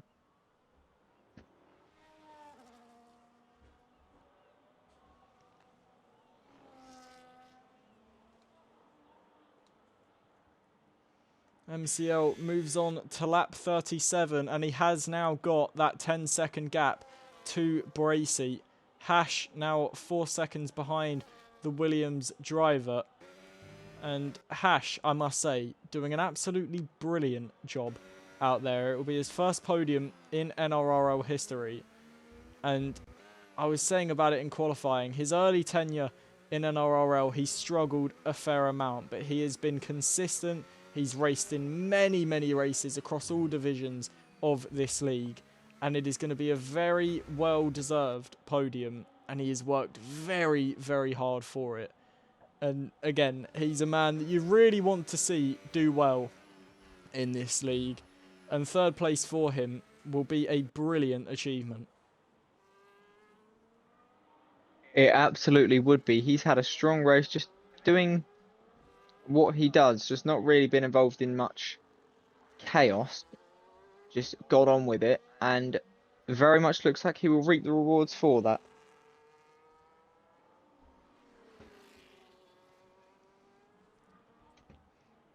Dan Lovett currently in 7th place. He is the Tier 2 Championship leader. Just looking to try and collect some crucial points as we get to the business end of this season. Crucially, the Tier 1 Championship leader, Jamaican Jam, is still in this race but currently not scoring any points. Mikey Boy, who is second in the championship, out of this race. Third place in the championship, I Have No Grip, currently in 8th. So the top 3 in the Tier 1 Championship really struggling in this Singapore Grand Prix. If we then look to the Tier 2 Championship, Tier 2 Championship leader Dan Lovett currently in 7th. The man in 2nd, Meldrum, out of this race. The man in 3rd in the Championship, Jabe Jabeson, currently in 6th, defending well from the Championship leader, Dan Lovett. The man in 4th, Matt Tudor, not here today. The man in 5th, Hash, currently in 3rd position. Going well so far for the Aston Martin here. Just needs to keep that up 24 laps until you get the rewards you've earned. Very easy to throw it away now.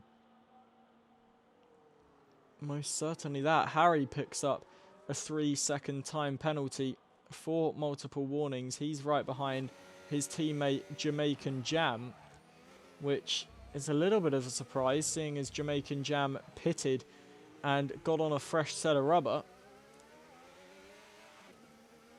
But it just does look so treacherous out there, and you start to wonder, will anyone maybe need to come in for the full wet tyres, because the rain is still massively coming down and is not showing any sign of stopping. It doesn't. I think it's more likely it could get a little bit worse instead of stop. That would certainly throw something into this in those final 24 laps. Don't quite think we'll get that though. Lap 39 of 62 of this Singapore Grand Prix. And I keep saying it, but MCL just looks so comfortable out in front. Now 15 seconds he has got in the lead, and just doing absolutely everything he needs to come home with yet another win in NRRL. It's just superlative that he is going to win as Anarchy comes into the pits, and maybe pit stops are necessary in this Grand Prix. The V-Carb dives into the pit lane. There isn't a front wing change, so that is just a tyre change. And my controller has died, and it wouldn't be an NRRL race without my controller dying at least once, would it? So my apologies, ladies and gentlemen. We will try and get that sorted for you immediately. There we are, as Anarchy just exits the pits on full wet tyres. And I posed a question about a lap or two ago that maybe the full wets would need to be used. Maybe. There is the answer, as Jamaican Jam comes into the pits after only 3 laps on the inters for full wet tyres. That is certainly a choice. Will it pay off, though? A different story. I'm not too sure. MCL continues to stay out for the time being, as we've got Jabe Jabeson, who comes into the pits and retires from the session. And I must say, this is very confusing, especially from Jamaican Jam's point of view. Was only on those tyres for 2 or 3 laps for Mercedes on the inters, and now back in for full wet tyres. That's very, very confusing. Can't quite say I'd know what is going on there, but certainly not a strategy that will win you the race. No, most certainly not. Very intriguing. But MCL, now with 22 laps to go of this Grand Prix, is sitting more than pretty out in front. It is Bracey who looks like he'll be coming home for second. He's got a 3-second penalty though. Got about a half a second buffer to Hash. Dan Lovett and I Have No Grip doing battle for 5th. That is the closest battle on track besides Jamsey and Mikey GTI. I Have No Grip just gaining a little bit on Dan Lovett. I believe Dan may be carrying some damage, whereas I Have No Grip isn't. So definitely better traction and grip for I Have No Grip. Definitely has some grip out there, I must tell you, being in 6th position. As Jamaican Jam picks up another penalty and is back into the pit lane. Not the greatest race for him since that mistake at the start and the rain fell. It has not gone the way he would have expected. Back on to the intermediate tyres. Lewis, can you explain that? Because I most certainly can't. I don't think I'd be able to either. This is quite the interesting call. Most certainly that. Whatever they are cooking up on the Mercedes pit wall, definitely interesting. Also interesting, Harry is gaining on Anarchy. The full wet tyres maybe not looking like the choice tyres to be on, as Harry is really gaining towards the back of the V-Carb. And this is the closest battle on track thus far. And Anarchy also diving into the pits after 1 lap on the full wets. So evidently the full wets not the tyre you wanted to be on, and for Anarchy that really is heartbreak. He was running in P5, was the V-Carb man. Just a bit of a strategy blunder, and he's into the pit lane to get those full wets off. So again, another strategy quite bizarre, but potentially something could come of it for all we know. But it doesn't look like it at the moment. No, I can't say the full wet tyres I would expect to be used at any point in this race now. Hash is bringing the gap down to Bracy. Now only 2.6 seconds, and that would promote Hash into second place. Brilliant drive from the Aston Martin. Done everything he's needed to do, and that is what will earn you points. Safety car deployed as Anarchy is out of the race into the runoff and out of the Grand Prix. And whether that was a mistake or an intentional crash, I do not know. And that's going to bunch everyone back up together. And that's going to be... Well, I mean, you'd imagine MCL will come into the pits and serve that penalty, which really won't lose them any time.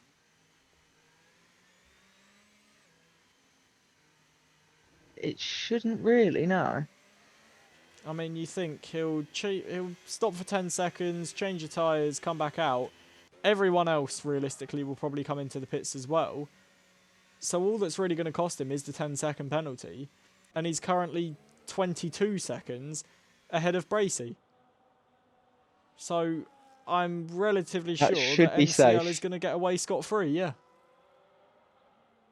That should be safe, yes.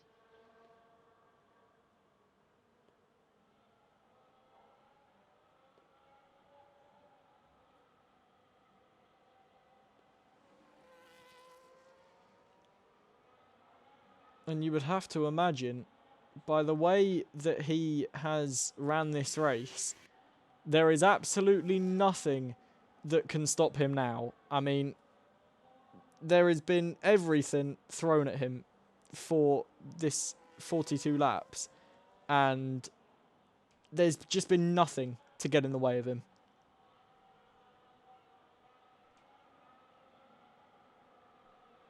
As we say, he's done everything required, and that is what will get him the points, and that is what will do it in NRRL. Exactly that. Harry is just giving me some info. He said carnage. So definitely, if I had to ask one word, that would definitely be the word that I would have chosen, is carnage. But it's going to be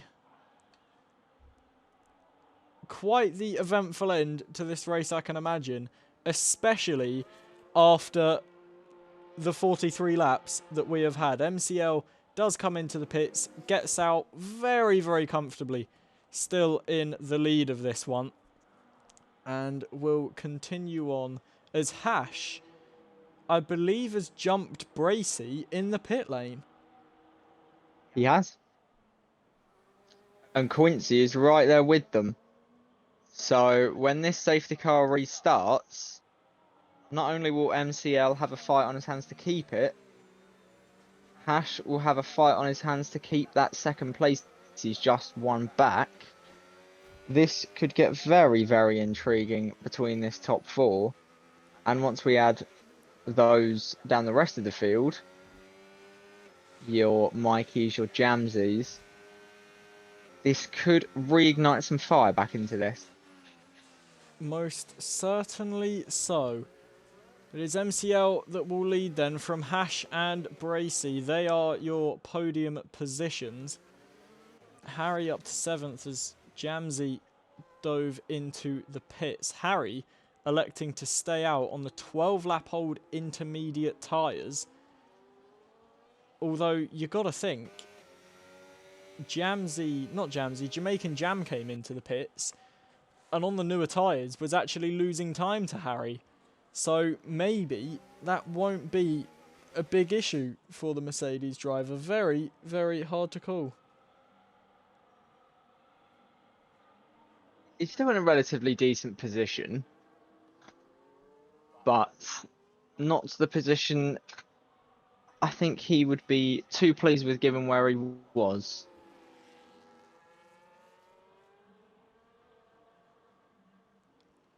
I mean, you've got to think, he was P5, now currently in P7. And with the safety car out, he will definitely have an opportunity to try and gain some time back. In terms of penalties, MCL on 6 seconds of penalties, Hash on none, Bracey's on 6 seconds, and then Quincy, Harry, Dan Lovett, Jamsey, Josh, and Jamaican Jam all on 3 seconds. Mikey GTI and I Have No Grip also managing to avoid the track limits. But I must say, I can't see anyone stopping MCL from winning this race. But Hash is in a very good position in second place with no penalties.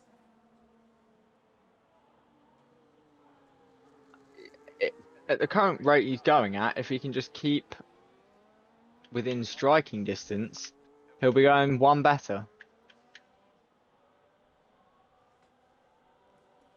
Exactly that. And I mean, I was saying that third place for him would be a massive achievement. Imagine second. Maybe even imagine the winner of this Grand Prix. It would be absolutely incredible to see that result for him. But still a decent way to go in this Singapore Grand Prix. Nothing is done with yet. And definitely time for some more chaos. We've got Anarchy, Jabe Jabeson, Mikey Boy, Gingernut, Meldrum Dinosaur, and Paul Codd, who are all out of this race. Not too shocked. We knew we would see quite a lot of retirements tonight. But almost half the grid is quite the tale for what this race has been. Exactly that. It just sort of proves to you what this race has been. It's been absolute carnage. And sorry, it seems my mic cut out.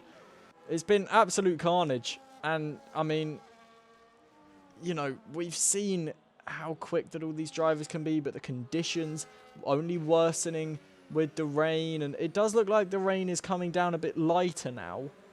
And that could be another twist in the tail. Could we see the rain potentially even stop here?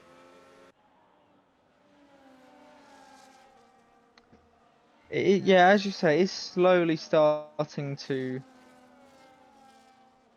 lower down, but even if the rain was to stop, the rain would still be causing drivers havoc. Those few laps where the track starts to dry up, but I think it might stop, but clear up fully, I'm not too sure about. Lap 45 of 62 of this Singapore Grand Prix. And it honestly feels like we have seen it all in this race so far. But we've still got many more laps to go of this race. And absolutely anything could happen. This is going to be absolutely incredible. As you would like to imagine the safety car will be in this lap. It will maybe stay out one more to see Jamaican Jam catch up. But this is going to be quite interesting, I must say. And I just don't know where to look, to be honest, off the restart. You know, during that first restart, we had the leader dropping back. We had the carnage in the middle of the pack. We had spinnings. We had retirements. You just don't know where to keep your eyes.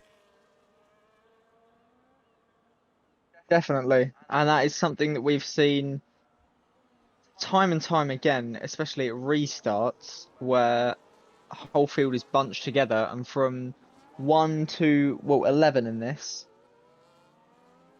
you just don't really know where to pay attention.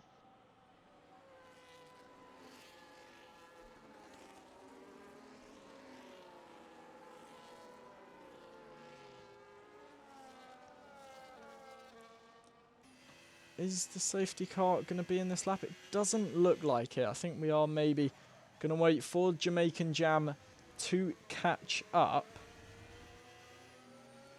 The light's still on the back of that Aston Martin Vantage safety car, and we are going to go around for another lap under the safety car. And this will really be benefiting the likes of Hash, because with less racing laps, MCL will have less chance to try and gain away.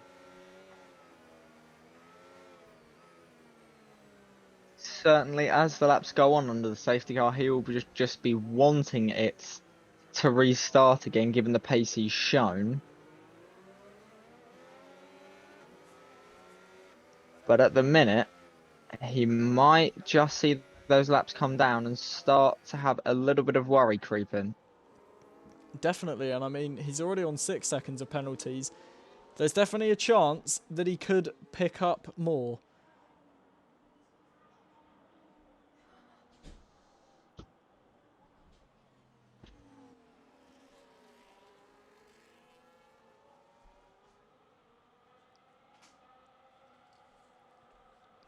I must say, in terms of constructors, it's hard to see any real winners. Like you say, Lewis, there's still 9 constructors out of the top 10. I believe. Oh, wait, no, there's 8 constructors out of the top 10. We've got 2 Aston Martins and 2 Ferraris. But in terms of the Constructors' Championship, this is very up and down. Very much so. And these are the races that can be big deciders in the championship. You see the amount of drivers that have failed to finish. If you can be amongst those that do, the chances are you'll finish in a fairly high position. And that chance to gain points when your rivals aren't really at the races is a big, big indicator for consistency. Exactly that. The safety car is in this lap then, and on lap 47, we will go racing in Singapore once more. MCL will lead us away. Hash will be looking in behind him, trying to make any gains that he can. The question is, if you are MCL, where do you go? He is really backing the pack up and now decides to sprint away, and that has caught Hash napping by a fair amount. On to lap 47 we go then, and it is MCL that leads, from Hash in second place and Bracey in third. And we see there Bracey just pulling out of the spray of Hash, looking to get a better view as Harry already making a move on I Have No Grip and up into 6th place. And the Mercedes driver on the worn tyres already looking very, very racy. And I mean, you see it in qualifying, in wet qualifying sessions a lot, that the worn tyres can sometimes be quicker. Is that the case we're seeing tonight? Because Mikey, GTI and Harry looking very, very quick.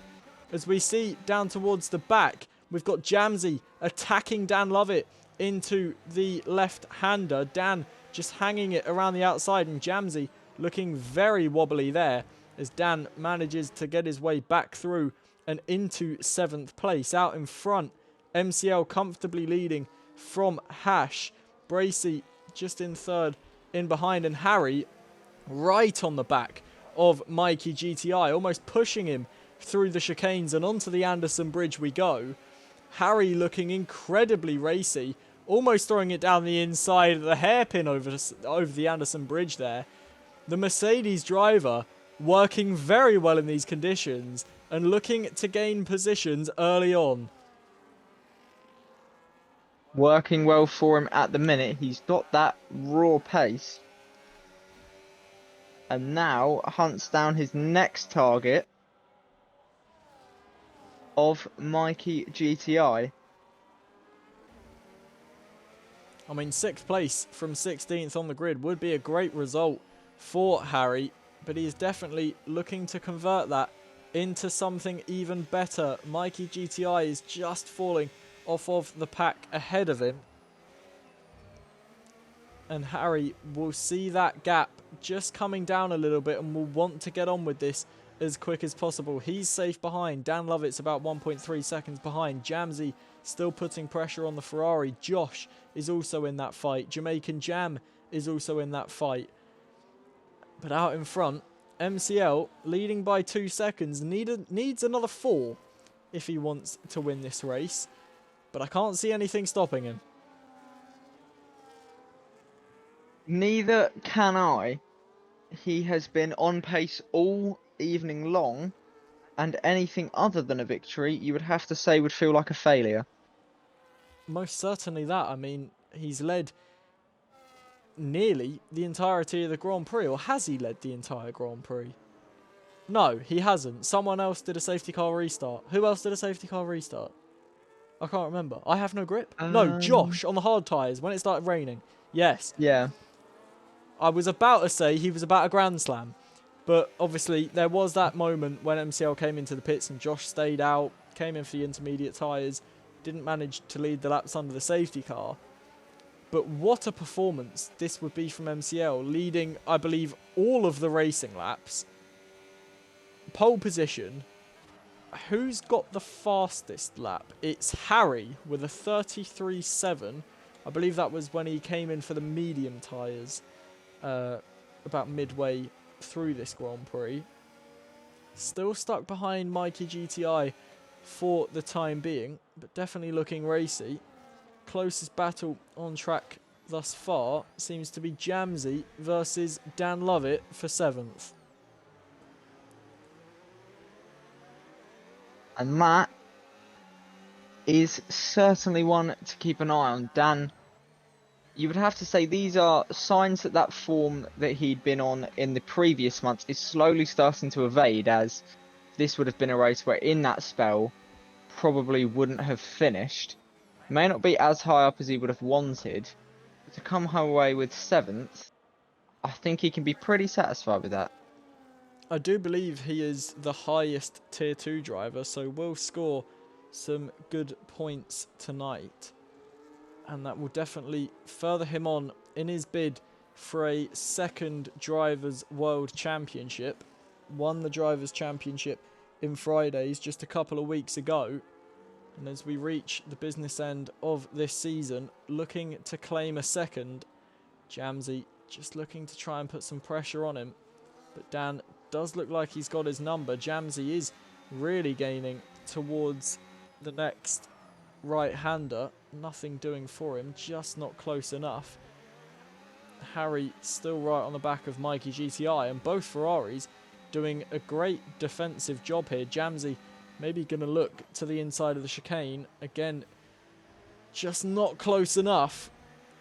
And like I say, both Ferraris doing a great job as Mikey GTI comes into the pit lane, and that promotes Harry up to 4th as the Alpine also comes into the pits, and Harry now released to try and chase after the leaders. Gap to leaders for Harry, 7.5 seconds. Harry with 3 seconds of penalties though. Bracy with 6 seconds. Could Harry be on for a late podium here? Certainly has the ability to. They're not too far out of range. Wait, Lewis, I'm sorry to interrupt. The rain has stopped. The reason those cars were into the pits is for dry tyres. I posed a question. Would it dry up? Would there be enough time for us to go on to dry tyres again? The track looks bone dry. It very much does.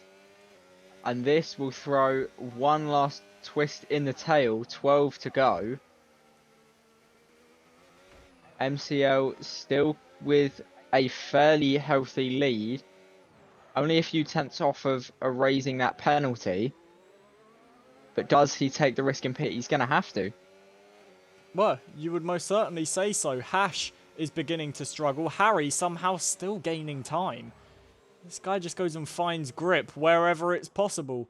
But the question is, for people like Mikey GTI and Jamsey, Josh Jamaican Jam and Dan Lovett on the dry tyres, surely they're going to gain time. MCL stays out. Surely that can't be the right choice. Hash stays out. Bracy stays out. Harry also stays out. What? I don't get it. Yeah, I don't quite think that is the right call there. The track is definitely bone dry. The guys on dry tyres are gaining time. I don't get it. I'm really very confused by what's going on here. If you were someone like Harry or Bracy or Hash that see MCL not pit, surely you see that as your time to come in for the undercut and gain the track position. I'm very, very confused by what the top 4 are doing here. Surely they can't be staying out. There's still 11 laps to go.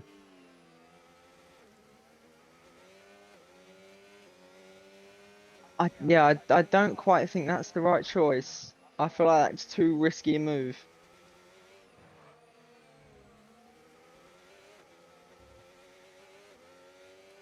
Very, very interesting. And surely you would imagine the likes of MCL will be in to the pits at the end of this lap. He has got that gap to Hash that he needs, but as the leader, he will be the first to make the call. DRS now is enabled, and MCL does come into the pit lane, and you would imagine the top 4 will follow.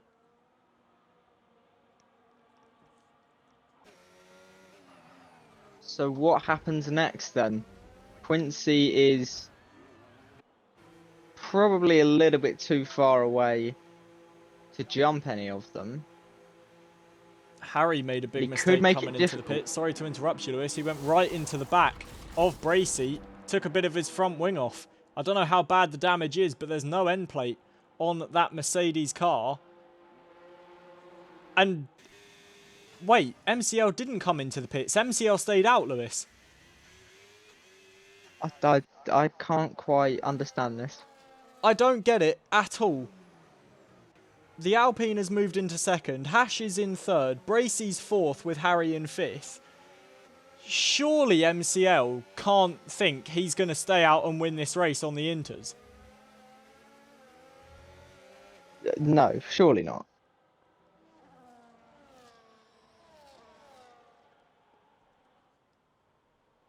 This is... I don't see how that's possible. This is absolute madness.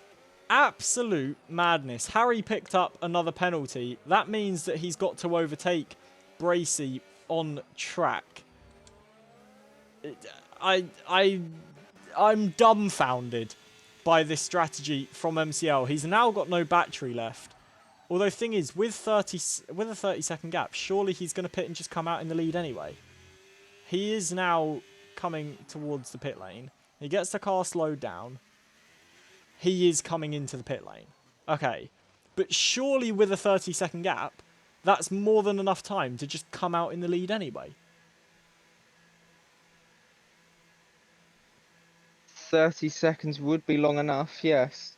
He would re-emerge in the lead.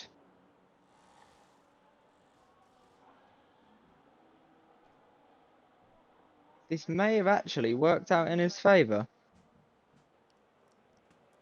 I mean, he was definitely losing time, but no, MCL is going to come into the pits and emerges well in the lead still of this Grand Prix. We'll have to build that little bit of a gap over Hash once again, but we'll have more than enough time to do so. And you would have to imagine that MCL is on his way to yet another victory. And it's one that he's really had to fight for. He's not made it easy for himself with that penalty, but he's done everything he needed to do. Exactly that. Hash now down to 4th place, but without a penalty will gain those positions anyway.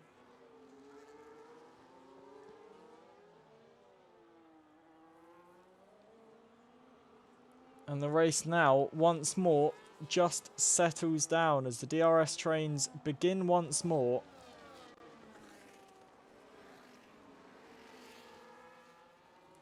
Harry in 5th place. He's behind Hash on the medium compound tyres. Is he able to try and fight his way past the Aston Martin? He's going to look for the move. Nothing doing for him at this moment in time. But Hash, really barely with any battery left on the harder compound tyres as Bracy sets the fastest lap of the Grand Prix. And I do believe, if I look at the gap to leader, MCL just needs another half a second and he will have the win covered. And you very much expect he would be able to do that with the pace he's shown. But he doesn't have a ridiculous amount of time, so he does need to get on with it.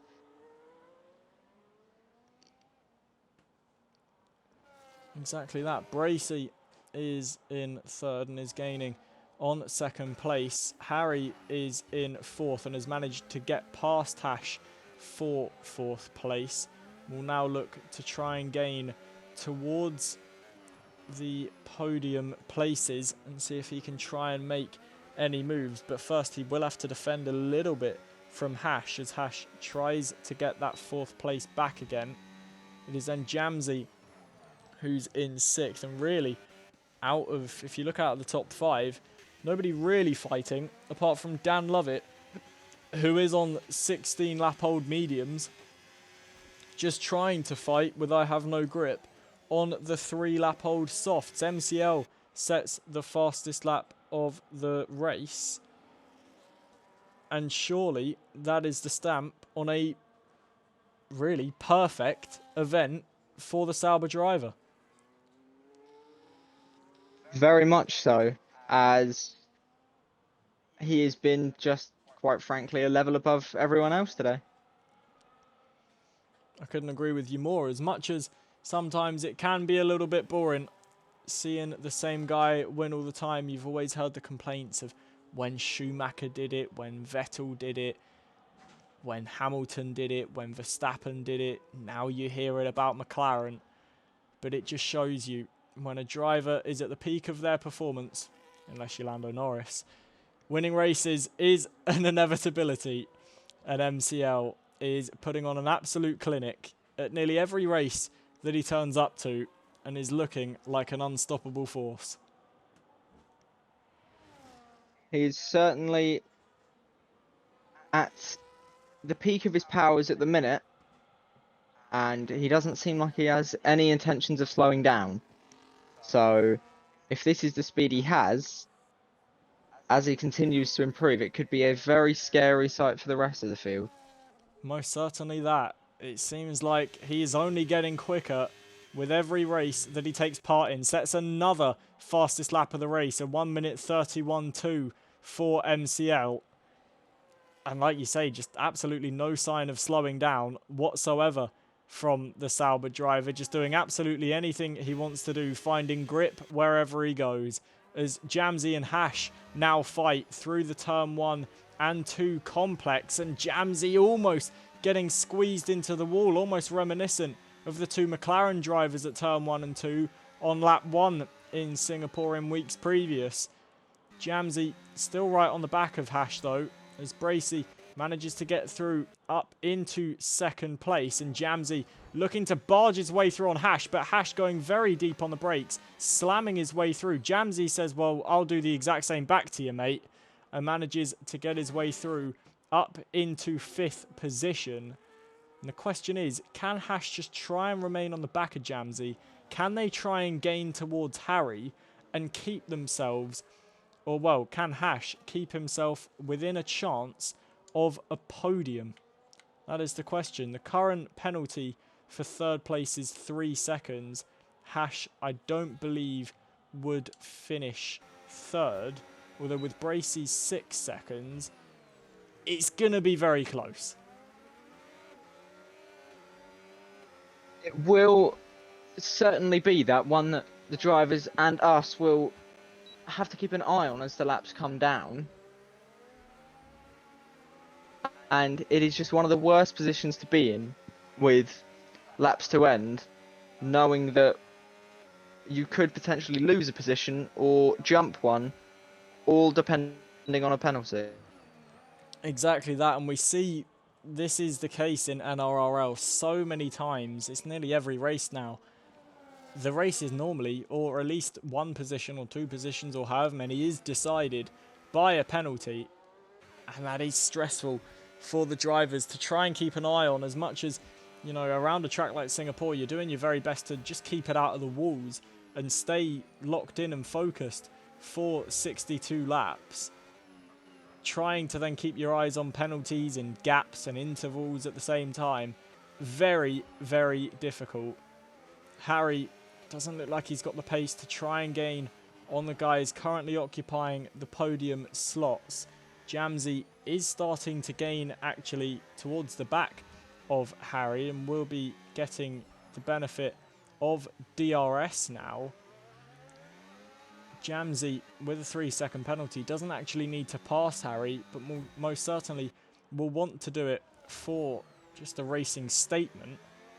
The medium tyres certainly looking better than the softs at this point of the Grand Prix. And as we now really get into the latter stages of this race, we're about to move on to lap 58 of 62. 4 laps remain of this Singapore Grand Prix. And out in front for MCL. It's been a quiet race for him, but it's been the perfect event. It certainly has. He, as we say, has turned up and just been one step ahead of everyone else. And it's all well and good having the pace, but you need the consistency. And he's managed to combine the two perfectly, and that is what has won him this race today. Couldn't agree with you more, Lewis. Sauber definitely will be happy with their star signing. And I believe he actually races for Sauber in every division he drives for. And the Swiss outfit will most certainly be happy that that is the case. Bracy is in second after a very composed race from the Williams driver. Not one we've really spoken about much, but Bracy doing very, very well.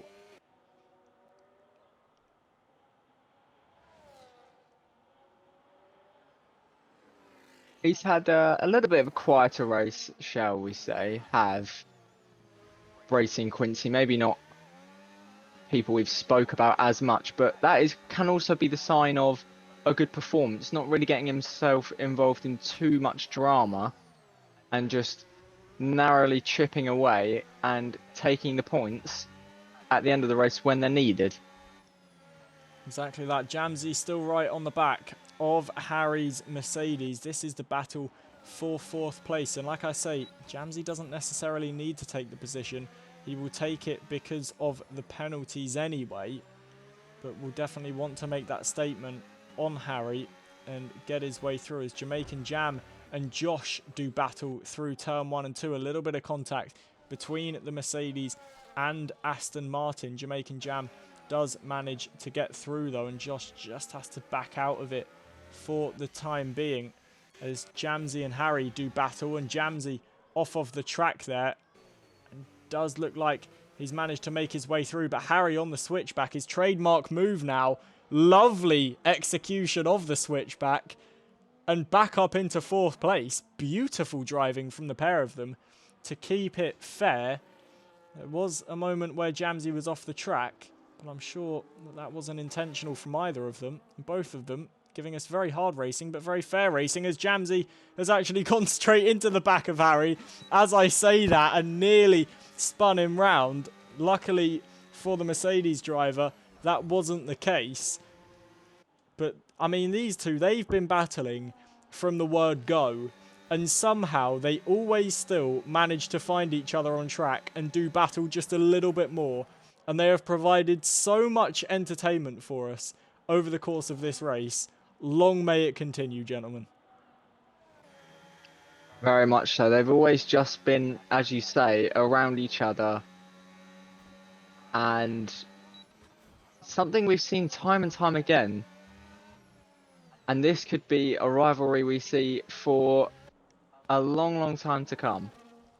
Most certainly. I mean, you talk about it a lot in wrestling. You know, you have like a wrestling soulmate, like a John Cena and a CM Punk almost.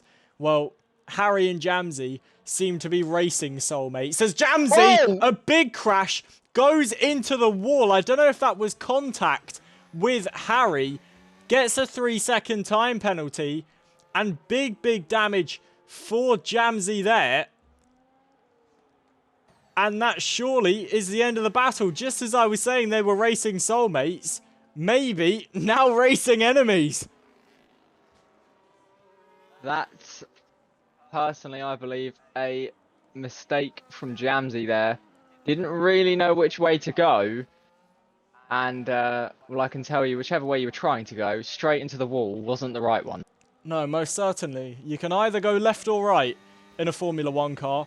You can't go through someone. You definitely can't go over the top of someone. And it seems like that's what Jamsey's plan of attack was.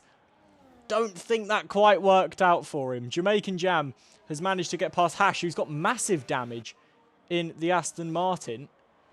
And Hash's race, I do really feel bad for him, you know, in second place for so long, and then it was third, and he was on for his first podium ever. And now, as he rounds the final corner to begin the penultimate lap, battling away with his teammate now, and Hash really beginning to struggle. Those last few laps just unraveling that little bit. And even though he's on the verge of being overtaken by his teammate Josh, he will keep this position. But just an added insult, really, to what has been a race where he will feel like he should have finished higher. Most certainly that. MCL, though, continues to lead. And on lap 61 of 62, nearly leading for the entire 62 laps, there is no more of a deserved winner than this man today. He has risen above it all. There has been carnage. You've had virtual safety cars. You've had rain. You've then had the almost transition of it going from dry to rain. You've then had the transition of it going from rain to dry. He has stood tall above it all. He rose above a 10-second penalty. He's risen above all of the other drivers. And he has just got one more tour of what is becoming an iconic Formula One circuit before he can call himself the winner of the Singapore Grand Prix. And as we say, he's had a fight for it, but when it got tricky, he fought as you would want. And he's going to come through for a victory which he's just flat out dominated. There has looked like absolutely nothing that could stop him. And if something has been able to stop him, it hasn't made itself present. Because MCL has looked absolutely unstoppable all race long. Even in qualifying, standing tall and looking like nobody would be able to beat him to pole position. And the Sauber driver working absolutely brilliantly in the conditions. A beautiful drive from him, and this is going to cement what has been an absolutely brilliant event for him and for Sauber as he now comes to the final sector. Just a few more corners to go for MCL. This has been a chaotic Singapore Grand Prix. This has been one of the best races that NRRL has hosted so far. And the crown goes to MCL as he rounds the final corner. The fireworks go off and MCL wins the Singapore Grand Prix. It is Bracy who will finish in second place after a very quiet but very, very good drive to the line. And it is second place for him with a beautiful drive. Quincy will finish in third with Harry in fourth position. It's Jamaican Jam in fifth. Josh will finish sixth on track, but will most certainly lose positions with his penalty. So it'll be Hash that finishes in sixth after, I must say, quite a heartbreaking race. It will then be Dan Lovett who finishes in seventh. He will jump ahead of Josh. Mikey will also jump ahead of Josh. Jamsey finishes in 10th and gets the fastest lap on the final lap of the race. And it will be I Have No Grip in 11th with Anarchy, Jabe Jabeson, F1 Mikey Boy, Ginger Nut Meldrum, Dinosaur and Paul Codd failing to reach the flag. But what a race that was around Singapore. We knew this race was going to be lively. And well, lively it was. Absolutely incredible stuff. From start to finish, there was action all the way throughout. And the deserving winner, as we say, has taken it home. Exactly that. So there is your classification then. It is MCL that wins a chaos-stricken Singapore Grand Prix. And up and down the order, everyone with brilliant drives. If I come to you, Lewis, for your driver of the day, who's your shout? The boring pick, but I would have to give it to MCL. He started the day towards the top and he stayed there the whole time. So, just as I said, a level above everyone else. I couldn't agree with you more, Lewis. Thank you to everyone for watching on Twitch and TikTok. If you are new, drop a follow down below. We will be back on Tuesday for the Tuesday